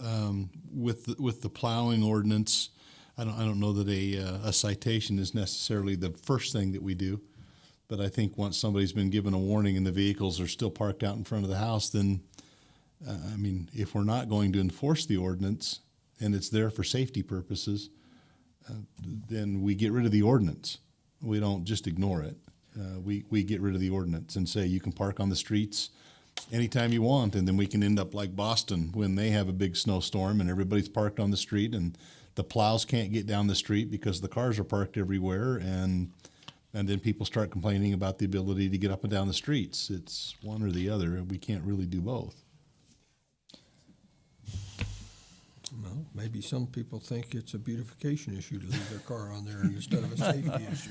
Yeah, it's just Your car, maybe. we're in a kind of, I mean, it is a tough one for us for same reasons Councilman Turner mentioned. We know there's maybe some circumstances, but then we're only going to be in an area once. So, and there's hundreds of cars on the road every single storm. I don't know if there's probably hundreds of houses blowing the snow back into the street. So it's a big problem. Sometimes people who genuinely don't know, many people I'm sure they just have no idea. They're just, just got a new snowblower for Christmas and they're out blowing it wherever. So we just, it's hard because what would be right in one case is not right in another case, yet we only have one code enforcement officer to go everywhere. So any other thoughts for us, guidance? Are our traffic officers assisting at all with vehicles that are parked? Yes. The Incoming storm? challenge usually, most storms, is the policemen are responding to accidents or slide-offs or things during the storm. So I'm thinking in preparation, like now, knowing that a storm is supposed to and hit. we did. We issued some tickets for the storm before Christmas and had a lot of upset people. So I'm not saying we shouldn't have, but that's just the reality. It was my in-laws, it was this, it was that.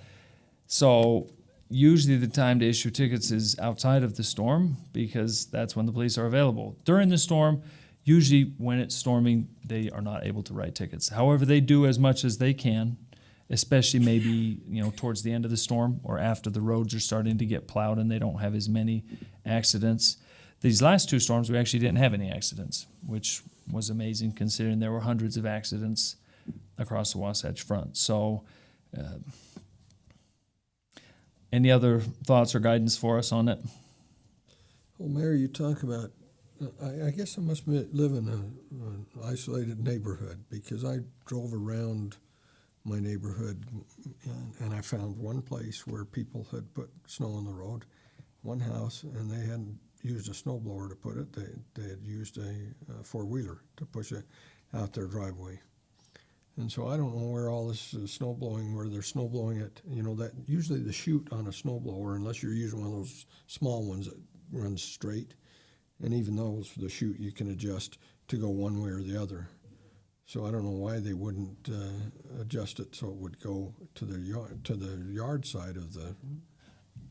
Let's ask our public works director who plows a lot of snow. Can you come to the mic?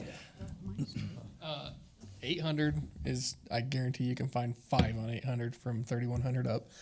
3550 is a big one. Trying to think, 3300 and 800 was a big one this last time that they had actually shot the snow out on the road, and then they turned it around and used a four-wheeler to clean it up. But they only cleaned up just in front of their mailboxes so that the mail people could get there, but left the rick, 3/4 of the way out on the road. So, yeah, if those are some of the places that you could, Mountain Road in a couple sections. Heritage Grove. You probably had to go out there this morning and take we care did of clean a up Heritage Grove. huge. No, I can tell you this, when your plow drivers come by my house, they're probably a couple of feet away from the curb so that the postman's not going to leave any of the junk mail that usually comes to our house. If I don't plow in front of that with my four-wheeler, okay? And so if I plow that with my four-wheeler close enough to the curb so that the postman will stop, then I get a pile. I mean, it's a long ways in front of my house, so I get a pile. So then I turn around and I push it as close as I can onto my own yard. But that snow, I'm not blowing extra snow into the road. That's snow that's already in the road. And that's not the case that we're talking about at all. It's the people that are cleaning out there after we go past their driveway and they have that big rick of snow in front of their driveway, that they're going out with the snow blower and they're blowing it wherever, and it doesn't matter. And it's right into the middle. And so most of them, if you go up, where I've just talked about, you can go up and you can see right in front of their driveway that it goes out 4 or 5 feet, periodically down the street. And it's exactly what the mayor's saying, is that we've already passed, so now that snow is going to go out there, and then we're going to hit below temperature, or degree, and like where we are right now, and it's going to freeze up. And then the neighbors call the next day and say, hey, I slid in this place, or the police get an accident because they slid, but it's because it was after the fact. It was because we pushed it into their driveway, so then they come back out and clean it up and throw it back into the road. And so it's just a challenge. And you're exactly right. I mean, they could they could turn their chute and throw it back into their yard or something like that, but a lot of times it's just not happening. 3,300 is where Phil lives, by the way. Yes. Councilor Well, Swanson? I was just going That's doing it. I was just going to share from Christmas, that Christmas storm that we had. My son was home from Utah State, and I didn't realize he'd parked in the street. I thought because we're always very clear about that. And the plows came by, and I went outside, and here's his little Subaru plowed in. And so we got Did it you out. write him a ticket? Well, I was sure he had a ticket. It was, he should have had a ticket. But what was amazing was when I was out with Scott Felter, after he picked me up and we were plowing down 3,300, when that wing blade, the nose blade and the wing blade hit that area that had frozen over, that hadn't been plowed and sat for 4 or 5 days, it was like we hit a boulder. And it was just 4 or 5, 6 inches of ice that had partially melted and frozen over because my son was parked out on the street, not thinking, he's 20, half a brain, right? Hope you're not watching, son. I love you. But we were all like that when we were, the guys were anyway. Cheryl probably had a full brain going at that point. But I was amazed at the impact and how hard that ice was when those plow blades, and that was on one of our brand new trucks, there was a significant impact as we hit that ice and cleared that up. It opened my eyes to this melting and freezing piece. And I'm not trying to belabor the problems or anything, but it is a problem because that ice, once it freezes, has been driven on a couple times. There's nothing we can do to get it up besides taking a blow dryer out there for a few hours. I mean, you can salt it. It's not melting. It's going to be there until the sun melts it. So and it does become a safety hazard for anyone else, especially the further out in the road it is. So that's just what we try and balance with this. So, I think this has been a good discussion. If you have any more guidance for us, please let us know. But that's where we do try and get the code enforcement officer out. In fact, every storm, that's her mission, is to go and talk to people blowing snow in the road or pushing snow into the road. The police, we try and get them on tickets, but it just depends on the workload they have, accidents and things. But maybe we should look at bringing on an additional officer during snowstorms to do just that, like a DUI shift kind of thing, but for vehicles in the road, because once the plows have gone, it is going to leave that segment of the road with the ice sheet, and there's really not anything we can do about it at that point. I'd say, Mayor, I believe that, Dave, that your guys do generally a pretty good job. And I think that the Christmas snowstorm we had put them in a hard spot because they, I'd like them to be home with their families and that. But I would tell you that from where Fruitland Drive joins Mountain Road to the Ogden border, there was a lot of snow still in the middle of the road, and the same thing down 1700. And for the next week, here's a kind of a pile of snow in the middle of the road. Now, I don't drive a snowplow. I don't know how difficult that is, but maybe we need to make that first run right down the middle of the road and then take a couple more runs down. And I we don't know. actually did make some changes down on the south end of town because we found that the same thing, and there was a lot of there was Green Acres that had a little bit of it left out too, because we put those two brand new blue trucks together, and we're finding that we're leaving it out about a foot or two. So we actually switched some things up, and we put a bigger truck with one of the blue trucks now, and so that should fix that problem. And so that was just something that Generally, it's been very, very good. And I thought, well, maybe it's just because it's Christmas that we didn't get this clean sweep. But it leaves a problem like you're talking about, right down the middle of the road if we don't get that middle swept out. Okay, anything else on snow plowing? Just one other, Councilman Swanson, and then the rest of your comment. Well, just very interesting thing in riding with Scott. I was amazed at, because he does the same route every time. It was, hang on, manhole cover, storm bump. He was calling them out. You couldn't see them, but he knew they were there. He's like, hold on, bump, there's that manhole cover. Oh, we got to go slow here because it'll catch the curb. It was fascinating to see how he had all these routes memorized, and he knows where all the manhole covers are that are just a little bit raised, and the curbs that he's got to slow down on him and Ty. It was a fascinating thing. And so, council members, if you haven't taken the time, it was an interesting couple Sounds hours. like we have some more storms coming up. You're encouraged to get out there. Between now and Thursday. Well, and so some more appreciation for the challenge if you have to put a new driver out. That's It right. hasn't been around as long as Scott has. Oh, there were spots if somebody were filling in for Scott's or Ty that hadn't been on that route before, you'd be taking chunks of concrete out in corners and curbs and all kinds of stuff. It was really interesting how well he knew those roads. You don't let the mayor drive those trucks still, do you? I tried to drive, but they wouldn't let me. Not after that mailbox incident. No, It was up on the porch. That's all I have to say. Okay, thank you. Councilman Turner. Nope, I think I've said enough. Okay. I feel the same. I'll send you my email update out. You feel that he said enough? No, I've said enough. So I do have one question. Next week is our planning commission joint session, right? We're going to have a normal meeting and a joint session. Okay. So, Okay. because we've got some topics we need to cover next week. So, Do we know either if- put one or the other at the start? We're not quite sure yet. Do we know if the